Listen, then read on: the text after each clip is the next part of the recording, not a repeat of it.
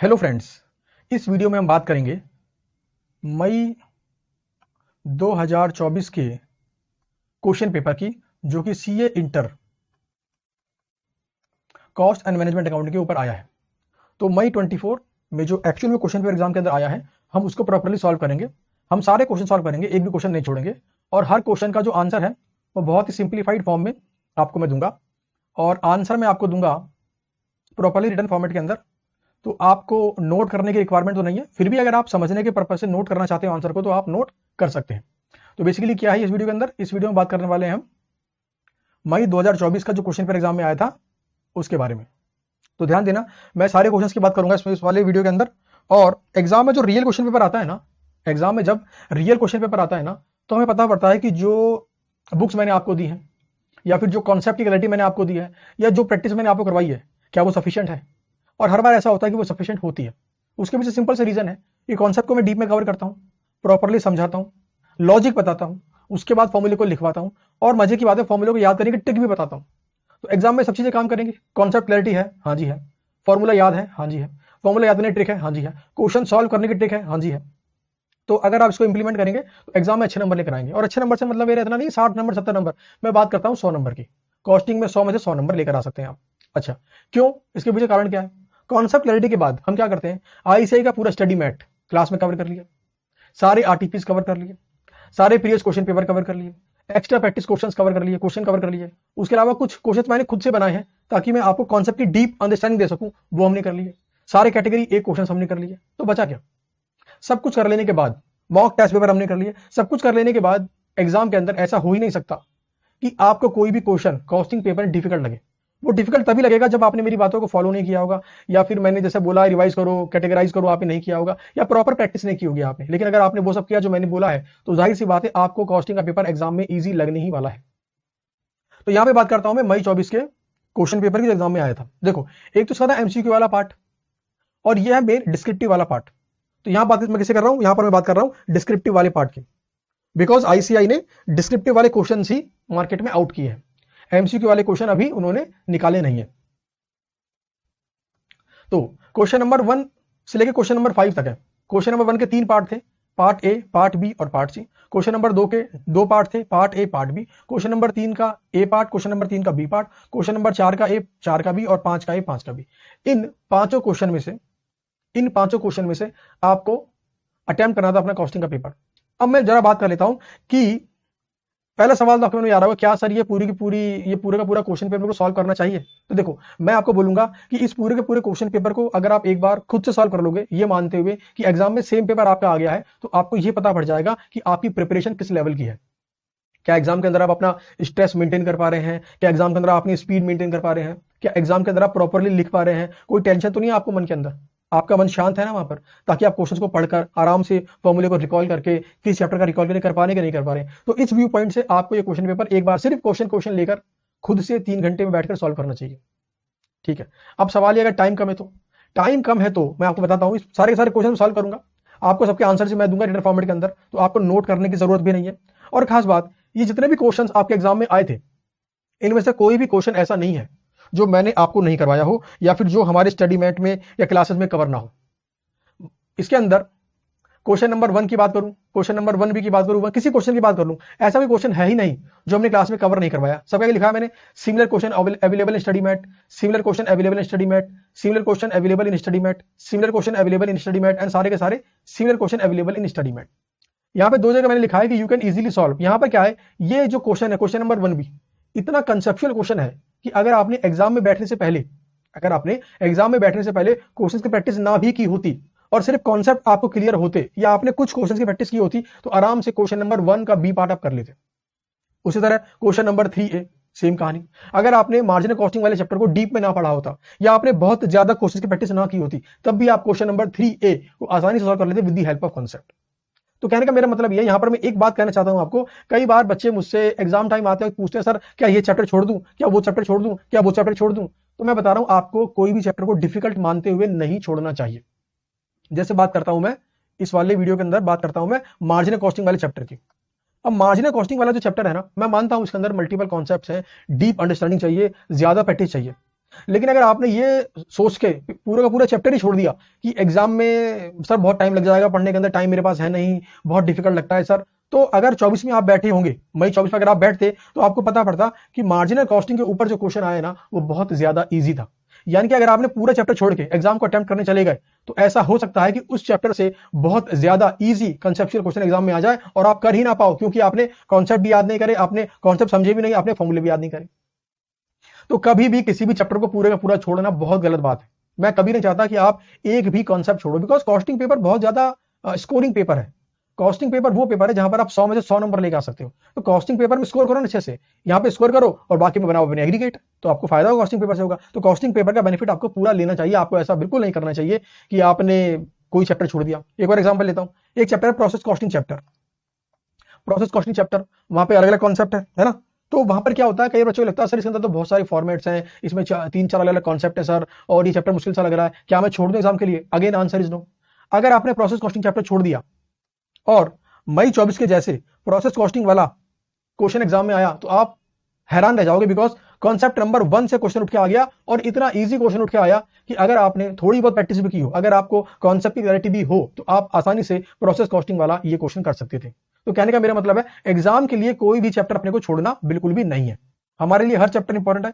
कोई चैप्टर बहुत डिफिकल्ट लग रहा है, या मान लो उसके अंदर बहुत डिफिकल्ट लग रहा है, तो आप डाउट का रिप्लाई मुझसे लो, आप डाउट भेजो मेरे को। और मान लो आपके पास टाइम की कमी है, आपको लगता है कि सर मैं कर नहीं पाऊंगा, समय बहुत कम है, तो कोई बात नहीं, उसके हार्ड क्वेश्चंस मत करो, एटलीस्ट कॉन्सेप्ट कर लो, और कम से कम जो कैटेगरी बी और कैटेगरी सी वाले क्वेश्चंस कर लो, उतना ही कर लो। उतना करने से क्या होगा, एग्जाम में अगर क्वेश्चन चैप्टर से आया और कैटेगरी बी या कैटेगरी सी वाला आ गया, आप पूरा कर लोगे आराम से, तो टेंशन ही खत्म। तो अपने आप को ना नेकेड पोजीशन में लेके मत चलो कभी भी, अपने आप को हमेशा सिक्योर करके चलो। अच्छा, अब बात करता हूं स्पेसिफिकली मई 24 वाले इस क्वेश्चन पेपर की। इस क्वेश्चन पेपर के अंदर जितने भी क्वेश्चंस हैं, सारे के सारे इजी क्वेश्चंस हैं, सारे के सारे वो क्वेश्चन जो एग्जाम में, जो हमने क्लासेस में ऑलरेडी सिमिलर क्वेश्चंस कवर किए हुए हैं, आपको स्टडी मैट में सिमिलर क्वेश्चंस मिल जाएंगे। लेकिन फिर भी अगर मैं एक क्वेश्चन इसमें हाईलाइट करना चाहूं जो मुझे लगता है कि आपको कर लेना चाहिए, तो वो है मेरा question number 5B। Question number 5B, और क्वेश्चन नंबर 5B का भी ना, क्वेश्चन नंबर 5B का भी सेकंड वाला पार्ट है जो आपको करना चाहिए। बाकी कोई क्वेश्चंस अगर आप नहीं भी कर रहे, आपके पास टाइम की कमी भी है, तो कोई दिक्कत नहीं, बिकॉज वो ऑलरेडी स्टडी मैट में कवर किया है मैंने, वो ऑलरेडी मैंने क्लासेस में कवर किया है। तो कहने का मतलब है, अगर टाइम की कमी है then only question number 5B कर लो, कोई टेंशन नहीं। आप समझ जाओ आपने मई 24 के सारे क्वेश्चंस कर लिए हैं, ठीक है। और वैसे इस वीडियो में मैं हर क्वेश्चन को डीपली सॉल्व करने वाला हूं, आपको प्रॉपर रिटर्न फॉर्मेट में आंसर दूंगा। देखिए मैं आपको दर्शन करवा देता हूं, देखो प्रॉपरली आंसर है क्वेश्चन नंबर 1A का, फिर इस तरीके से आगे बढ़ता हूं क्वेश्चन नंबर 1B का, और हर जगह लिखा है मैंने किस चैप्टर से है और क्वेश्चन क्या था, बहुत मुश्किल था, बहुत डिफिकल्ट था, बहुत इजी था। आपके मन में ये आ सकता है सर आप तो सभी क्वेश्चन इजी बोलोगे, नहीं, मैं इजी नहीं बोल रहा हूं क्वेश्चंस। अगर कॉन्सेप्ट जानबूझ के मैंने ऐसे फेक नहीं रहा कि यार इजी है, इजी है तो इजी बोल रहा हूं। जैसे क्वेश्चन नंबर 5B, उसमें एक थोड़ा सा पॉइंट है, हालांकि वो भी इजी है, बट फिर भी एक पॉइंट है उसके अंदर स्टूडेंट व्यू पॉइंट से। तो ये जो मैं इजी बोल रहा हूं ना, ये बोल रहा हूं स्टूडेंट के व्यू पॉइंट से, ना कि मेरे व्यू पॉइंट से। अगर मैं अपने व्यू पॉइंट से बोलूंगा तो कभी ये बोल ही नहीं पाऊंगा ये क्वेश्चन करो आप। मैं बोल रहा हूं स्टूडेंट के व्यू पॉइंट से कि आपके लिए ये पॉइंट मुश्किल हो सकता है, या आपको इस वाली पॉइंट में दिक्कत आ सकती है। और क्वेश्चन नंबर 5B में क्या खास बात है, चलो आपको पहले बताता हूं। क्वेश्चन नंबर 5B के अंदर क्वेश्चन ने एक इंफॉर्मेशन दिया और इंफॉर्मेशन अधूरी है। तो प्रॉब्लम यह है कि उस इंफॉर्मेशन को यूज करने के लिए हमें लेनी पड़ेगी एजम्पशन, और एजम्पशन लेने के दो एजम्पशन हमारे पास अवेलेबल है। तो सवाल यह है कि कौन सी वाली एजम्पशन से क्वेश्चन को हम सॉल्व करें। तो इसीलिए सिर्फ क्वेश्चन नंबर 5B जो मैंने आपको स्पेसिफिकली बोला वो आपको करना चाहिए। बाकी पूरा क्वेश्चन पेपर ना करो कोई दिक्कत नहीं, हाँ लेकिन आपके प्रैक्टिस के व्यू पॉइंट से, एग्जाम के लिए कितना प्रिपेयर हो इस व्यू पॉइंट से अगर बोलोगे, तो मैं आपको सजेस्ट करूंगा कि इस क्वेश्चन पेपर का प्रिंट आउट मारो, अपनी कुंडी बंद करो और 3 घंटे इसको सॉल्व करो। कोशिश करो कि 2 घंटे में आप सॉल्व करो पूरे के पूरे क्वेश्चन पेपर को इन प्रॉपर फॉर्मेट। चलिए अब शुरू करते हैं।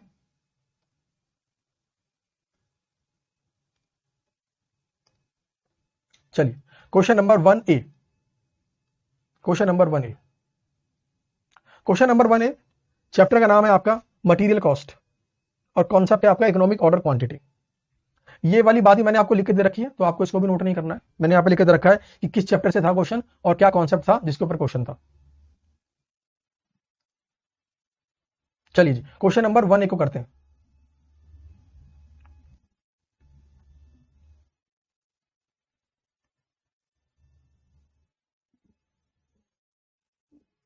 क्वेश्चन नंबर 1A, चलिए हाँ जी। तो यहां पर एक कंपनी है टेस्को cycles limited, used about 3,60,000 cycles lock per annum. Underline करो, पूरे साल में कितने लॉक्स यूज करते हैं? 3,60,000। And the average is the usage is fairly constant eight 30,000 per month. इसने क्या बोला? पूरे साल में 3,60,000 हमने यूज कर रहे हैं और कह रहा है मंथली बेसिस पे 30,000 हमने यूज कर रहे हैं। तो भाई 30,000 गुना 12, 3,60,000 हो गया। The cycle lock cost 240 each at wholesale rate. तो बेसिकली क्या है मेरा ये? This is my purchase cost, this is my purchase cost per unit. फिर कहता है the carrying cost is estimated to be 10% of annual average inventory value. ये 10% क्या है मेरा? This is my carrying cost given in percentage. और जब भी कैरिंग कॉस्ट परसेंटेज में गिवन होती है, क्या करते हैं? परचेज कॉस्ट से मल्टीप्लाई करते हैं टू अराइव एट अमाउंट।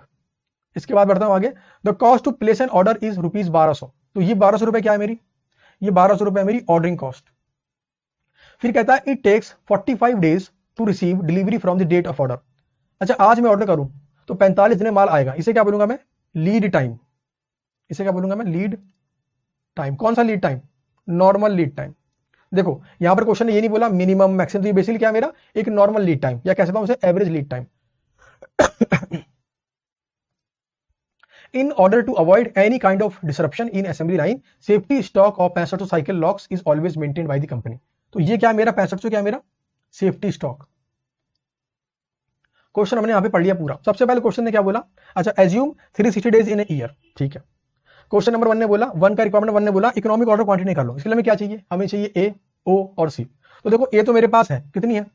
3,60,000 है ना। ओ मेरे पास कितना है? ओ है मेरे पास 1,200 रुपए पर ऑर्डर।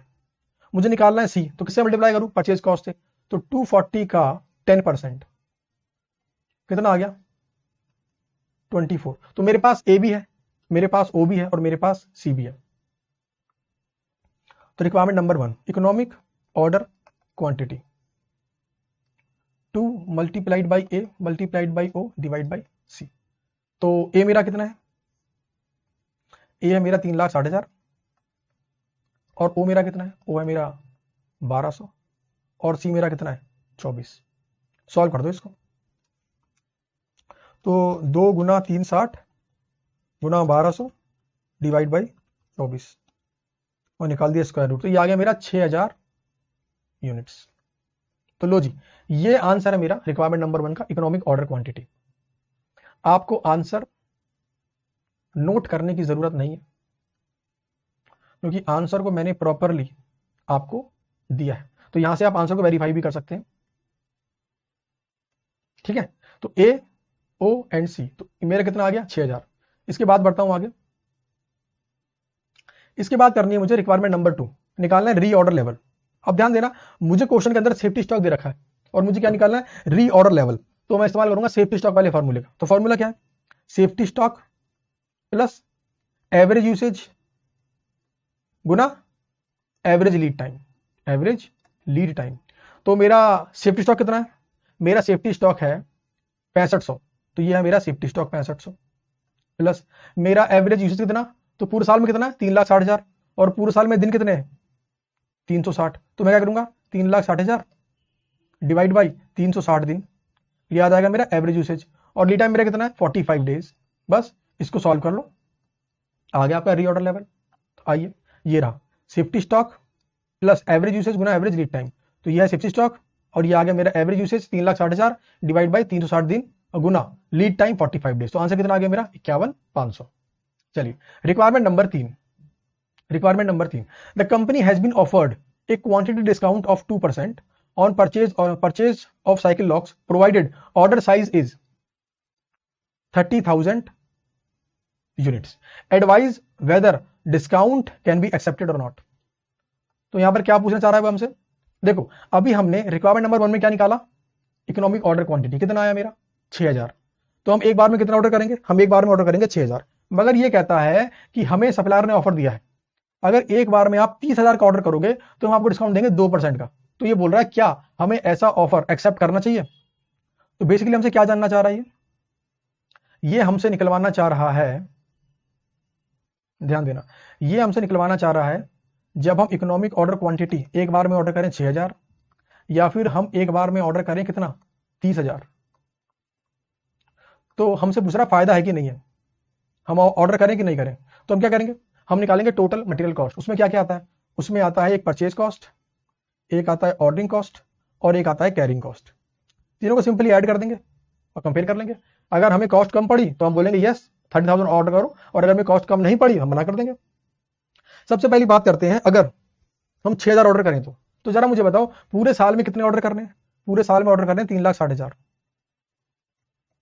क्या है मेरी परचेज कॉस्ट, तो मेरी परचेज कॉस्ट है 240। मैंने भी क्वेश्चन पेपर का ना प्रिंट आउट ले रखा है, तो आप भी लेकर रख लो 240। अच्छा, अगर मैं ऑर्डर करूँ एक बार में 30,000 तो साल में कितना खरीदूंगा, तो साल में तो सेम ही खरीदूंगा 3,60,000। क्वेश्चन ने क्या बोला, मुझे मिलेगा डिस्काउंट कितना 2%। इसका मतलब है कि 240 का 98% मुझे पे करना होगा, 2% मेरा होगा डिस्काउंट। तो ये मैंने कैसे निकाला, पूरे साल की रिक्वायरमेंट गुना purchase cost per unit, very very simple. इसका निकालना है मुझे ऑर्डरिंग कॉस्ट। भाई कैलकुलेशन तो आप कर ही लोगे ना, मुझे निकालना है ऑर्डरिंग कॉस्ट। कैसे निकालते हैं, ए बटा क्यू मल्टीप्लाइड बाई ओ। ए कितना है मेरा 3,60,000। अच्छा क्यू मेरा कितना, एक बार में कितना कर रहा हूं ऑर्डर 6,000। ओ मेरा कितना है, ऑर्डरिंग कॉस्ट है मेरी 1,200 रुपए, है ना। यहां पर ए कितना सेम 3,60,000, बट एक बार में ऑर्डर कितना कर रहा हूं 30,000, ऑर्डरिंग कॉस्ट कितनी 1,200, ऑर्डरिंग कॉस्ट है मेरी 1,200 रुपए। तो ये आ गया मेरा, ऐसे मेरा क्या आ जाएगा ऑर्डरिंग कॉस्ट। इसका बात करते हैं कैरिंग कॉस्ट की, तो क्या होता है formula, Q by 2 multiplied by C, ये होता है। तो क्यू मेरा कितना है, क्यू है मेरा 6,000 डिवाइड बाई 2, कैरिंग कॉस्ट मेरी कितनी है 10%, यानी 240 का 10%। यहां पर क्यू मेरा कितना है, तो यहां पर मेरा क्यू है 30,000, तो 30,000 डिवाइड बाई 2। अच्छा 10% कैरिंग कॉस्ट है, मगर 240 मेरा 240 नहीं रहेगा, 240 का 98%, बिकॉज मुझे क्या मिल रहा है डिस्काउंट। तो 240 का 98% मल्टीप्लाइड, अब करूंगा 10%। तो लो जी, इसको सॉल्व करके अमाउंट निकाल लो, हर जगह अमाउंट निकाल लो। अमाउंट निकालने में क्या आ जाएगा, टोटल कॉस्ट आ जाएगी। अगर टोटल कॉस्ट मेरी कम है तो बोलूंगा यस 30,000 में ऑर्डर करो। तो आइए मैं आपको दिखाता हूं आंसर इसका। तो ये रहा जी आंसर, वही सेम कहानी यहां पे करी है मैंने। देखो ए गुना परचेज कॉस्ट, फिर ए गुना परचेज कॉस्ट, मुझे क्या मिल गया डिस्काउंट 2% का। यहां पे क्या किया मैंने, वही ए बटा क्यू मल्टीप्लाइड बाई ओ। तो 360 है मेरा ए, एक बार में 6,000 मल्टीप्लाइड बाई 1,200। 360 है मेरा ए, एक बार में 30,000 मल्टीप्लाइड बाई 1,200। फिर यहां पे मैंने क्या किया, Q by 2 multiplied by C. तो क्यू मेरा कितना है 6,000 बटा 2 गुना 240 गुना 10%, 30,000 बटा 2 240 का 90% गुना 10%। तीनों करो कैलकुलेट और निकालो अमाउंट। अमाउंट मैंने निकाला हुआ, ये अमाउंट आएगा, ये अमाउंट आएगा, ये अमाउंट आएगा, ये आएगा मेरा टोटल अमाउंट। फिर यहाँ पर ये अमाउंट आएगा, यहाँ पर ये अमाउंट आएगा, यहाँ पर ये अमाउंट आएगा, ये आएगा टोटल अमाउंट। अब मुझे बताओ अगर मैं एक बार में 30,000 ऑर्डर करूं तो क्या कॉस्ट कम है, क्योंकि यहाँ पे कितनी है 865,44,000 और यहाँ पे कितनी 850 लाख। इसका मतलब है कॉस्ट मेरी कम है। डिफरेंस मेरा कितना, तो 865,44,000 माइनस 850 39,200, तो डिफरेंस आ गया मेरा 15,48,000। तो जाहिर सी बात है मुझे ऑफर एक्सेप्ट करना चाहिए, बिकॉज मेरी कॉस्ट इतने से कम हो जाएगी 15,04,800। तो लो जी क्वेश्चन नंबर 1 का रिक्वायरमेंट नंबर सी हो गया है।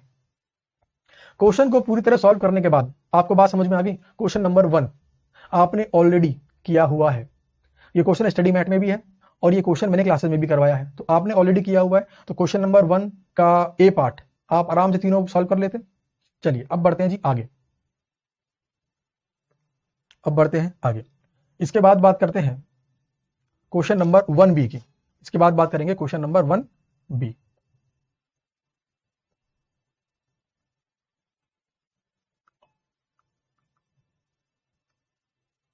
आइए जरा, कहता है a company producer 2 product A and B through a joint production process, the total joint production cost incurred is as under. यानी क्वेश्चन ने मुझे मुंह से बता दिया कि ये क्वेश्चन मेरा जॉइंट एंड बाय प्रोडक्ट वाले चैप्टर से है। इनके बने हैं 2 product A and B, okay. और टोटल जॉइंट कॉस्ट कितनी है मेरी, मेटेरियल है 20,000, लेबर है 10,000। इसके बाद आता हूं नीचे, मेरा variable overhead 6,000 and fix overhead मेरा 24,000। ये खर्चा मेरा किसका है, ये खर्चा मेरा दोनों को बनाने का है। ये क्या है मेरी joint cost, this is my joint cost. आइए फिर क्या गिवन है, कहता है product A and B can be sold for ₹20 per unit and 15 per unit. Basically क्या मेरा ये है मेरा selling price per unit, okay, at split off point and the produced quantities are, product A की बनाई है 2000 और बी की बनाई है 4000। रिक्वायरमेंट नंबर 1 कहता है you are required to calculate the joint production cost allocation for each product using physical unit method. तो आपको पता है जब फिजिकल यूनिट मेथड को फॉलो करते हैं तो टोटल जॉइंट कॉस्ट को हम यूनिट्स के रेशियो में बांट देते हैं। टोटल जॉइंट कॉस्ट को हम यूनिट्स के रेशियो में बांट देते हैं। तो आइए जरा टोटल जॉइंट कॉस्ट निकालते हैं। सारे खर्चों को सिंपली ऐड कर दो। तो ये कितना है, 20 और 10 हो गया 30, 30,000, 30 प्लस 6 36 और 36 प्लस 24 ये हो गया 60,000। यानी 60,000 मेरी क्या है टोटल जॉइंट कॉस्ट, और यूज करना है मुझे फिजिकल यूनिट मेथड। इसका मतलब है इसको बांट दूंगा मैं यूनिट्स के रेशियो में। यूनिट्स मेरी कितनी है 2000 और 4000। तो 60,000 को आप 2000:4000 के रेशियो में बांट दो, आपका आ जाएगा joint cost for A and joint cost for B. आइए मैं आपको आंसर वेरीफाई करवा देता हूं। देखिए मैंने वही किया यहाँ पे, टोटल जॉइंट कॉस्ट मेरी 60,000 है और उसको बांट दिया मैंने यूनिट्स के रेशियो में। तो 60,000 डिवाइड बाई कितना 6000 गुना 2000, तो 20 आ गई मेरी ए की और 40 आ गई मेरी बी की। तो ये था मेरा फिजिकल यूनिट्स मेथड। सिंपल सी बात है, टोटल जॉइंट कॉस्ट को यूनिट्स के रेशियो में बांट दो। तो वेरी वेरी आसान, वेरी वेरी इजी। इसके बाद बात करते हैं मेथड नंबर 2। मेथड नंबर 2 है कंट्रीब्यूशन मार्जिन मेथड। तो ये मेथड क्या बोलता था, ये मेथड बोलता था कि टोटल जॉइंट कॉस्ट को बांटने से पहले उसका वेरिएबल पार्ट और फिक्स पार्ट अलग अलग कर लो। फिर क्या करो, वेरिएबल वाले को बांटो यूनिट्स के रेशियो में और फिक्स वाले को बांटो कंट्रीब्यूशन के रेशियो में, ये बोलता था। और कंट्रीब्यूशन कैसे आता है, sales minus variable cost. Simple सी बात बोलता था। आइए जरा अब पढ़ते हैं क्वेश्चन को और वेरिएबल फिक्स में अलग अलग करते हैं। जब तक क्वेश्चन कुछ ना बोले इसे हम क्या मानते हैं, ऑलवेज वेरिएबल। इसे क्या मानते हैं, वेरिएबल। तो 20 प्लस 10 और एक ये मेरा वेरिएबल। तो मेरा वेरिएबल कॉस्ट कितना हो गया, वेरिएबल पार्ट। तो 20 प्लस 10 30 प्लस 6 36 हो गया मेरा वेरिएबल वाला पार्ट। ओके, और इसे मानते हैं फिक्स। मानना क्या, क्वेश्चन ने मुंह से बोल रखा है। तो फिक्स कॉस्ट हो गया मेरा 24,000। तो मुझे करना क्या है, मुझे सबसे पहले 36,000 को बांटना यूनिट्स के रेशियो में, और यूनिट्स मतलब 2000:4000। तो 36,000 को बांट दूंगा मैं 2:4 के रेशियो में। आइए जरा, तो ये वाली बात मैंने आपको यहां पे करके दिखाई।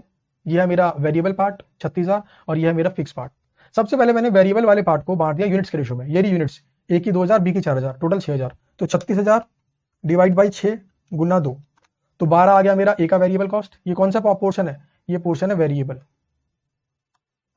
और उसके बाद जो डिफरेंस मेरा बच गया वो आ गया मेरा बी का वेरिएबल कॉस्ट। अब मुझे करना क्या इसके बाद मुझे बांटना है जो फिक्स कॉस्ट है मेरी 24,000, इसको किस रेशियो में, कंट्रीब्यूशन के रेशियो में। तो क्या निकालना पड़ेगा, total sales minus total variable cost, और क्या आ जाएगा टोटल कंट्रीब्यूशन। टोटल सेल्स कैसे आएगा, क्वेश्चन में यूनिट्स गिवन है, कितनी यूनिट्स बेची, और क्वेश्चन में सेलिंग प्राइस भी गिवन है। तो यूनिट्स गुना सेलिंग प्राइस, क्या आ जाएगा मेरा टोटल सेल्स। तो वो मैंने कर दिया। 40,000 आ गया मेरा ए की सेल्स और 60 आ गया मेरा बी की सेल्स। कैसे किया, 2000 गुना 20 40,000, 4000 गुना 15 60,000। तो 40 आ गया मेरा ए की सेल्स और 60 आ गया मेरा बी की सेल्स। और वेरिएबल कॉस्ट मैंने यहाँ पे निकाला अभी, ये रहा 12 और 24। तो 40 माइनस 12 28 आ गया मेरा कॉन्ट्रीब्यूशन, 60 माइनस 24 36,000 आ गया मेरा कॉन्ट्रीब्यूशन। तो करना क्या है मेरे को, इस 24,000 को जो कि मेरी फिक्स कॉस्ट है इसको मार दूंगा मैं कॉन्ट्रीब्यूशन के रेशियो में। तो पहले मैंने कॉन्ट्रीब्यूशन रेशियो निकाल लिया भाई। 28 प्लस 36 अगर मैं करूं कितना आ रहा है मेरा, ये 64,000। तो मैं चाहूं तो ऐसा भी कर सकता हूं कि इस 24,000 को बांट दो 28:36 के रेशियो में, सेम बात आएगी। बांट के देखो जरा, तो 28 प्लस 36 होता है मेरा 64, 28 प्लस 36 होता है मेरा 64। तो 24,000 डिवाइड बाई 64 गुना 28, तो 10,500 आ गया मेरा फिक्स इसका, और बाकी बैलेंस आ गया मेरा इसका, यानी ए का और बी का। अब ध्यान देना, मेरा वेरिएबल पार्ट आ गया यहां पर और फिक्स पार्ट आ गया यहां पर, दोनों को ऐड कर दो। 12,000 प्लस 10,500, तो ये हो गया मेरा ए का जॉइंट कॉस्ट। उसके बाद बी का 24 आ गया वेरिएबल और 13,500 फिक्स, तो 24 प्लस 13,500 ऐड कर दो, ये आ गया मेरा बी का टोटल जॉइंट कॉस्ट। तो लो जी, वेरी वेरी सिंपल। ऐसा क्वेश्चन एग्जाम में जाने से पहले आपने ना भी किया हो, सिर्फ कॉन्सेप्ट याद हो, आपको मेथड का मीनिंग पता हो, मेथड में क्या करना है ये पता हो, और कैटेगरी बी या कैटेगरी सी वाले क्वेश्चंस भी आपने किए हो तो एग्जाम में कर सकते हो आप। चलिए इसके बाद बढ़ते हैं आगे। अगली रिक्वायरमेंट नंबर 2 कहता है product B can be further processed by incurring expenditure of ₹12,000। तो ये क्या है बेसिकली मेरी, this is my further processing cost. Loss in further processing is 2%. Okay, it can be sold at the rate 18 per unit. Explain the impact on profitability if product B is further processed. तो यहां पर simple से क्या पूछ रहा है हमारे को, ये हमें पूछ रहा है कि फर्दर प्रोसेस करूं कि नहीं करूं. तो ध्यान देना, अगर फर्दर प्रोसेस करने से प्रॉफिट बढ़ेगा तो हम बोलेंगे फर्दर प्रोसेस करो, और अगर फर्दर प्रोसेस करने से प्रॉफिट घटेगा तो हम मना कर देंगे. तो हम क्या निकालेंगे, हम निकालेंगे इंक्रीमेंटल बेनिफिट. तो कैसे निकलता है वो, incremental sales minus further processing cost. तो इंक्रीमेंटल सेल्स कैसे आएगी, तो sales value after further processing minus करेंगे sales value before further processing. ये क्या आ जाएगी मेरी, इंक्रीमेंटल सेल्स. और इंक्रीमेंटल सेल्स में माइनस कर देंगे फर्दर प्रोसेसिंग कॉस्ट, और ये आ जाएगा मेरा इंक्रीमेंटल बेनिफिट. अगर बेनिफिट आता है तो मैं बोल दूंगा यस फर्दर प्रोसेस करें, और अगर लॉस आता है तो मना कर दूंगा. तो आइए incremental sales after further processing निकालते हैं. इसने क्या बोला, इसने बात करी है पहली बात तो प्रोडक्ट बी की बात करी है इसने, बी. तो बी के कितने बने थे, बी के बने थे 4000. और क्या बोलता है, नॉर्मल लॉस होगा 10%. लॉस इन फर्दर प्रोसेसिंग कितना, sorry 2%, not 10%, slip of tongue, 2%. तो 4000 का 98%, क्योंकि 2% मेरा क्या है, नॉर्मल लॉस, और मेरी सेलिंग प्राइस कितनी है, 18 रुपए पर यूनिट. तो ये हो गया मेरा sales value after further processing. अच्छा बिफोर, तो बिफोर में क्या है, 4000 यूनिट्स, और कितने का बिक रहा है एक, 15 रुपए का. तो निकालो जरा, 4000 गुना 98% गुना 18, इसमें से कर दो माइनस 4000 गुना 15, तो ये आ गया मेरा 10,560. मेरी फर्दर प्रोसेसिंग कॉस्ट कितनी है, 12,000. तो ये तो भाई साहब नेगेटिव आ गया, ये नेगेटिव आ गया 1440. क्या समझे, फर्दर प्रोसेसिंग नहीं करनी है. इसका आंसर क्या होगा, फर्दर प्रोसेसिंग नहीं करनी है. तो लीजिए, sales value after further processing minus sales value before further processing, incremental sales minus further processing cost, profit आ गया मेरा नेगेटिव. तो मैंने क्या बोला, profit will reduce if B is further processed, यानी कि बी की फर्दर प्रोसेसिंग नहीं करनी चाहिए. तो ये था मेरा क्वेश्चन नंबर 1 का बी पार्ट. अब क्वेश्चन नंबर 1 का बी पार्ट आपने कर लिया है ना. और मैंने क्या बोला था क्वेश्चन नंबर 1 के बी पार्ट के लिए, तो क्वेश्चन नंबर 1 के बी पार्ट के लिए मैंने आपको क्या बोला था यहां पर, कि much practice not needed, if you know the concept you can easily solve. यानी क्वेश्चन नंबर 1 का बी पार्ट सॉल्व करने के लिए आपको बहुत ज्यादा प्रैक्टिस की हो ऐसी जरूरत बिल्कुल भी नहीं है. आप आसानी से सॉल्व कर सकते हैं बी पार्ट को अगर आपको कॉन्सेप्ट पता है तो. तो एग्जाम के अंदर अगर कोई चैप्टर बहुत डिफिकल्ट लग रहा है या बहुत ही टाइम कम है आपके पास, आपको लग रहा है कि नहीं हो पा रहा बाई चांस, देखो हालांकि मैं कभी चाहता नहीं हूं, मैं फिर ही बता रहा हूं, तो आपने पूरे के पूरे चैप्टर को नहीं छोड़ना है. At least concept plus category B and category C questions कर लो. एग्जाम में कैटेगरी बी या कैटेगरी सी आ गया, आप आराम से क्वेश्चन को सॉल्व कर लोगे. अब आप मुझे बताओ कि क्वेश्चन नंबर 1 का बी पार्ट क्या है, भाई साहब कैटेगरी सी है. क्वेश्चन नंबर 1 ए का बी पार्ट क्या है, क्वेश्चन नंबर 1 का ए पार्ट क्या है, कैटेगरी सी है. भाई जो क्वेश्चन आपने ऑलरेडी स्टडी मैट में किया हुआ है, जो क्वेश्चन आपने ऑलरेडी क्लासेस में किया हुआ है, और जो क्वेश्चन इतना इजी है कि आप उसे कॉन्सेप्ट के बेस पे कर लोगे, उसे क्या बोलूं मैं, कैटेगरी सी क्वेश्चन. ठीक है, चलिए इसके बाद बढ़ते हैं आगे, और इसके बाद करेंगे हम क्वेश्चन नंबर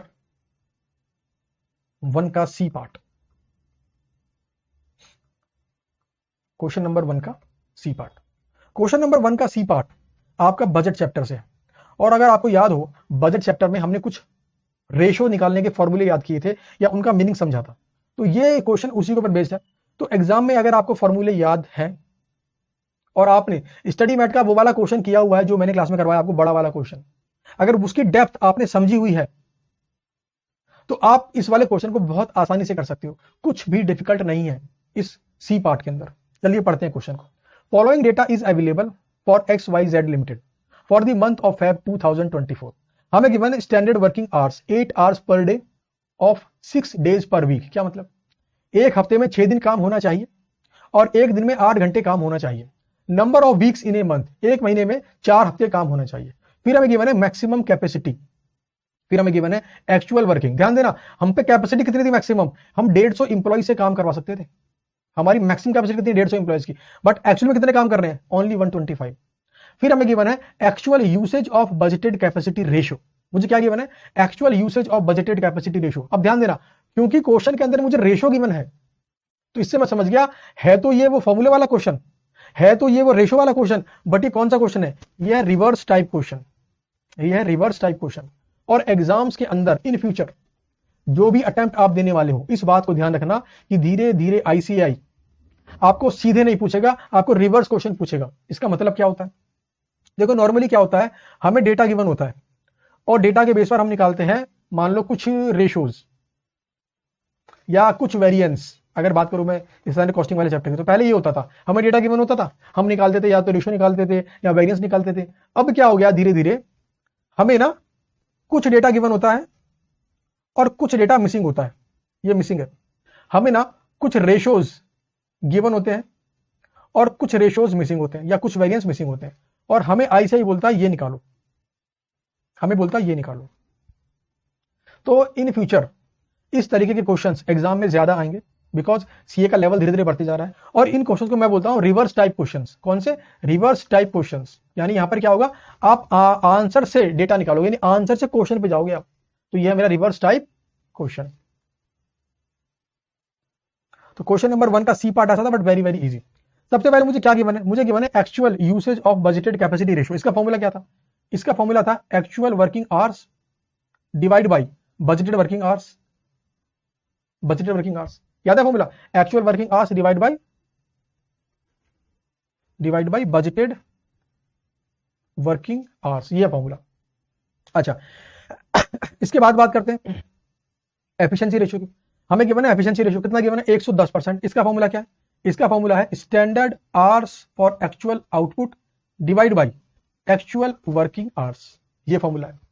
याद आ गया फॉर्मूला। अच्छा, हमें ये क्वेश्चन में गिवन है, क्वेश्चन हमें क्या बोला, क्वेश्चन हमें बोला you are required to calculate the following. पहला हमें क्या निकालना, एक्चुअल आवर्स वर्कड, यानी हमें एक तो निकालना है एक्चुअल आवर्स वर्कड, यानी कि हमें एक ये निकालना है, फिर हमें निकालना है standard hours for actual output, फिर हमें ये निकालना है, फिर हमें निकालना है एक्टिविटी रेशो, और फिर हमें निकालना है स्टैंडर्ड कैपेसिटी यूसेज रेशो।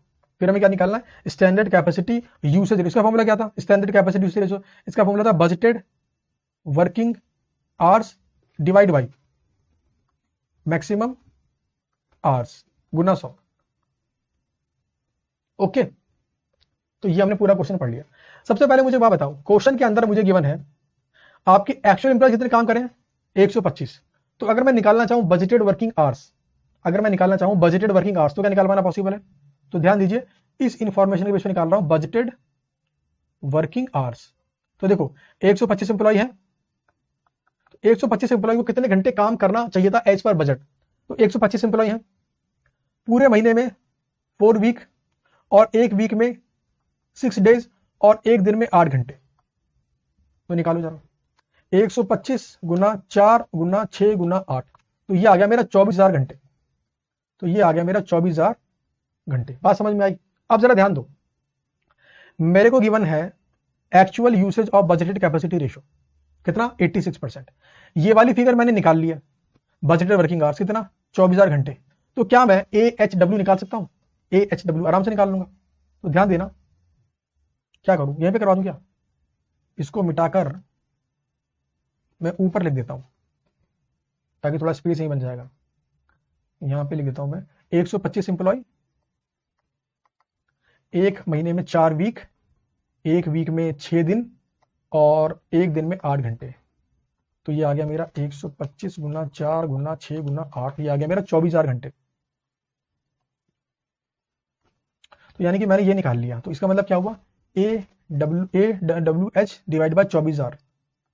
इसको सॉल्व करो तो क्या आएगा मेरा, इसको सॉल्व करने मेरा आएगा AHW बराबर 24,000 का 86%।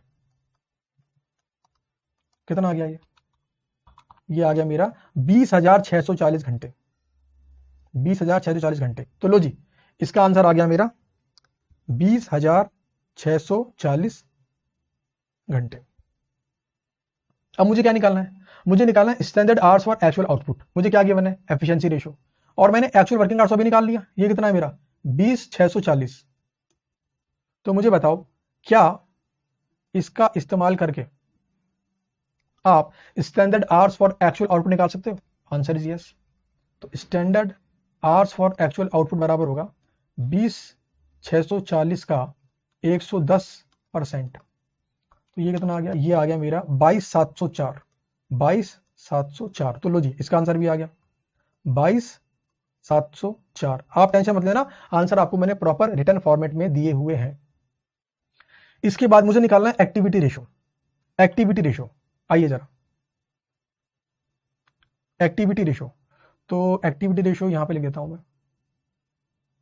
एक्टिविटी रेशो, इसको निकालने का फॉर्मूला क्या होता है? इसको निकालने का फॉर्मूला होता है standard hours for actual output divide by budgeted hours for budgeted output गुना 100। यह फॉर्मूला होता है निकालने का एक्टिविटी रेशो। अच्छा, रिक्वायरमेंट नंबर 2 को भी सॉल्व करते हुए आपने ये तो निकाल लिया, SHAO तो निकाल लिया आपने, तो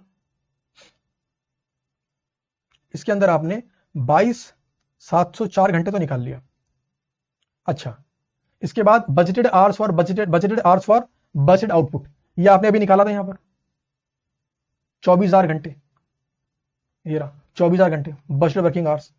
तो डिवाइड बाय कर दो 24,000 आवर गुना 100, कितना आ गया ये? तो 22,704 divide by 24,000 in terms of percentage 94.60%। तो लीजिए एक्टिविटी रेशो आ गया मेरा।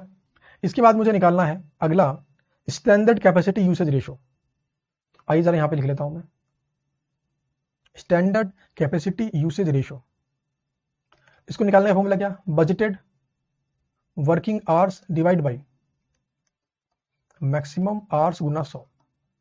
अच्छा, बजटेड वर्किंग आवर्स भी निकाला था मैंने 24,000 घंटे, निकाला नहीं यहां पर मैंने, बच्चे 24,000 घंटे ये वाला बजटेड वर्किंग आवर्स। अब मुझे क्या निकाला? मैक्सिमम।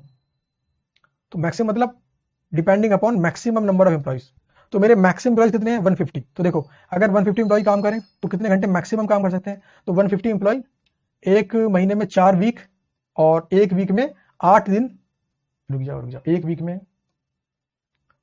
6 दिन और 8 घंटे, एक वीक में 6 दिन और 8 घंटे। अच्छा, मैंने घंटे पहले लिख दिए, इसका मतलब एक वीक में 6 दिन और एक दिन में 8 घंटे, गुना कर दो 100, तो निकालो जरा कितना आ रहा है। 150 एम्प्लॉय, एक महीने में 4 वीक, एक वीक में 6 दिन और एक दिन में 8 घंटे, तो ये आ गया मेरा 28,800। तो 24 डिवाइड बाई 28,800, तो ये आ गया मेरा 83.33%, 34 कर लो इसको आप। तो लो जी, क्वेश्चन नंबर 1 का पार्ट नंबर सी यानी 1C सॉल्व हो गया। आपको आंसर मैंने प्रॉपर फॉर्मेट में दिया है, तो आपको नोट करने की टेंशन नहीं है कोई। अच्छा, ये काट दो, अगर आपके में है तो इसे काट दो, ये 2 बार रिपीट हो गया, ये वाला दोबारा से नीचे आ गया है ना, तो इसको मिटा देना अगर आपके में है तो ये हो गया मेरा एक्टिविटी रेशियो 94.6% और ये है मेरा स्टैंडर्ड कैपेसिटी यूसेज रेशियो। तो ये मेरा क्वेश्चन नंबर 1 का सी पार्ट हो गया। चलिए इसके बाद बढ़ते हैं आगे, तो बहुत बहुत इजी था। चलिए इसके बाद बढ़ते हैं आगे। ये आंसर गिवन है नीचे, आयशा ने आंसर दिया अपना, ध्यान दीजिए, मैंने जो आपको आंसर दिया है सिंप्लीफाइड फॉर्म में दिया है, एक बार गो थ्रू करेंगे, बात आसानी से समझ में आएगी। चलिए क्वेश्चन नंबर 2 का part number A, question number 2 का पार्ट नंबर ए निकाल लो।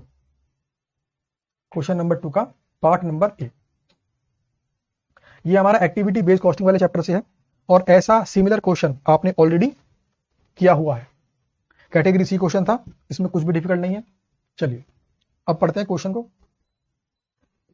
Luxury designer private limited is a manufacturing company which manufactures ready-made garment, ready-made designer shirts.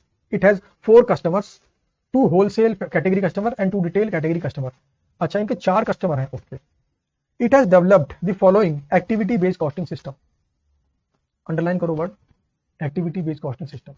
फिर गिवन है आपको activity and cost driver rate. इसका मतलब क्या होता है? इसका मतलब होता है कॉस्ट पर एक्टिविटी। ऑर्डर प्रोसेस में कितना खर्चा है? 1260 रुपए पर परचेज ऑर्डर। किस पे डिपेंडेंट है? पर परचेज ऑर्डर। कस्टमर विजिट 1500 पर कस्टमर विजिट। इसके बाद बढ़ता हूं आगे। फिर क्या regular delivery 30 rupees per delivery kilometre travelled.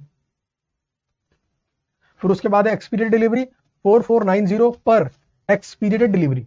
तो कहने का मेरा मतलब यह है कि इस क्वेश्चन के अंदर आपको कॉस्ट पर एक्टिविटी क्वेश्चन ने खुद से निकाल के दे रखी है। बताओ क्वेश्चन मुश्किल है कि आसान है? सिंपल सी बात है, आसान है। अच्छा, मुझे अगर निकालनी हो टोटल ऑर्डर प्रोसेसिंग कॉस्ट, अगर मुझे मालूम निकालनी हो टोटल ऑर्डर प्रोसेसिंग कॉस्ट, कैसे निकालूंगा मैं? 1260 गुना number of purchase order. Number of purchase order कैसे पता लगा मुझे? अरे मुझे क्वेश्चन ने बोला ना ये कॉस्ट है मेरी पर परचेज ऑर्डर, तो जाहिर सी बात है multiply by total number of purchase order, multiplied by total number of purchase order, क्या जाएगी मेरी? Total order processing cost. अगर मुझे निकालनी हो टोटल कस्टमर विजिट्स, कैसे निकालूंगा? 1500 गुना total number of customer visit. क्यों? Total number of customer visit. अच्छा, ऐसे ही आगे भी है। इसके बाद बढ़ते हैं आगे। लिस्ट सेलिंग प्राइस पर shirt is ₹1000 and average cost per shirt is ₹600। ये क्या गिवन है मुझे? Average cost, cost per unit. और ये मुझे क्या गिवन है? Listed price. Okay. CEO of Luxury Designer Private Limited wants to evaluate profitability of each of the 4 customers। क्या निकालना चाहता है वो? चारों कस्टमर की प्रॉफिटेबिलिटी। अच्छा, प्रॉफिट कैसे निकलता है? सेल्स माइनस कॉस्ट, आगे profit. To explore opportunities for increasing profitability of his company in the next year 2024 the following data is in context of 4 customers are available for 2023। ध्यान देना, 2 customer है मेरे, wholesale 1, wholesale customer 1, wholesale customer 2, retail customer 1, retail customer 2। देखो मुझे क्या given है? Information number A बोलता हूं, मुझे क्या गिवन है? Number of purchase order. तो यहां पर मुझे क्या गिवन है? Number of purchase order. और यहां मुझे क्या गिवन थी? Cost per order. तो मैं अगर मुझे निकालने का टोटल ऑर्डर प्रोसेसिंग कॉस्ट क्या करूंगा? 1260 गुना नंबर ऑफ परचेज ऑर्डर। यहां पर मैं काम करता हूं, इसे लिखता हूं 1260 गुना ए। ठीक है, और ए मेरा क्या है? A is my number of purchase orders. ठीक है, इसके बाद मुझे गिवन है नंबर ऑफ कस्टमर विजिट, इसको मैं कह देता हूं बी। तो ऊपर मुझे क्या गिवन था? मुझे गिवन था कस्टमर विजिट कॉस्ट। तो अगर मुझे निकालना टोटल कस्टमर विजिट तो क्या करूंगा? 1500 गुना बी, 1500 गुना बी। तो बी मेरा क्या है? बी है मेरा number of customer visit. Simple सी बात है, cost per unit multiplied by number of units. उसके बाद मेरा रेगुलर डिलीवरी मेरी कितनी है? 46। अब जरा यहां पर आना, खर्चा नंबर 3। यहां पे जरा ध्यान से आओ, खर्चा नंबर 3 पे जरा ध्यान से आओ।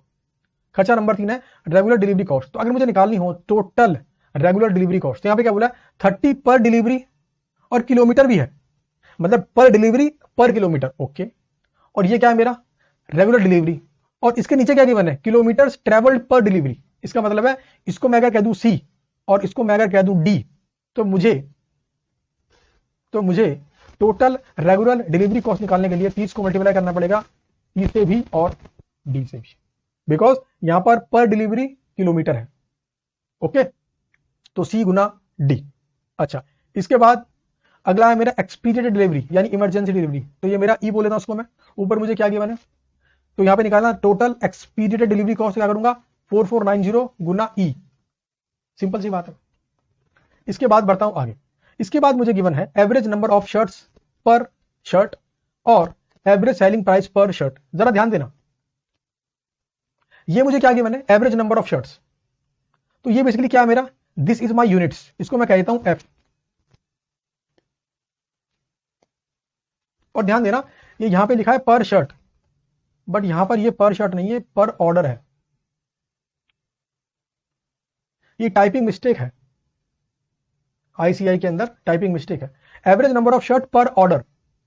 तो मुझे एक बात बताओ, यहां पे गिवन है एवरेज नंबर ऑफ शर्ट्स पर ऑर्डर और यहां पे गिवन है नंबर ऑफ परचेज ऑर्डर। तो क्या इन दोनों इंफॉर्मेशन का इस्तेमाल करके मैं कितनी यूनिट्स बेची निकाल सकता हूं? तो एफ गुना ए करने पे क्या आ जाएगा? Total number of units. F गुना ए करने पे क्या आ जाएगा? Total number of units. Okay, फिर मुझे गिवन है average selling price per unit. ये क्या है मेरा? Selling price per unit. ऊपर क्या गिवन था मुझे? ऊपर मुझे गिवन था लिस्टेड प्राइस। अब जरा ध्यान देना, कितना लिस्टेड प्राइस है मेरा? यह है मेरा 1000 रुपए, बट नीचे क्या गिवन है? मुझे गिवन है एवरेज सेलिंग प्राइस। तो ये बेसिकली क्या है मेरा? This is my actual selling price, यानी आपने डिस्काउंट कितना? 700 को बेचा इसको, 800 को इसको, 900 को इसको और 950 का इसको। तो मैं अगर आपसे सिंपल सी बात करूं, मैं बोल रहा हूं प्रॉफिट निकालने के लिए, तो पहले मैं क्या निकालूंगा? पहले मैं निकालूंगा यूनिट्स। यूनिट्स कैसे निकालूंगा? तो भाई information number F multiplied by information number A. तो जब मैं एफ गुना ए कर दूंगा क्या आ जाएंगे मेरी यूनिट्स। उसके बाद सेलिंग प्राइस पर यूनिट, इसको मैं बोलता हूं ई एफ के बाद जी। तो जी मेरा क्या है सेलिंग प्राइस पर यूनिट।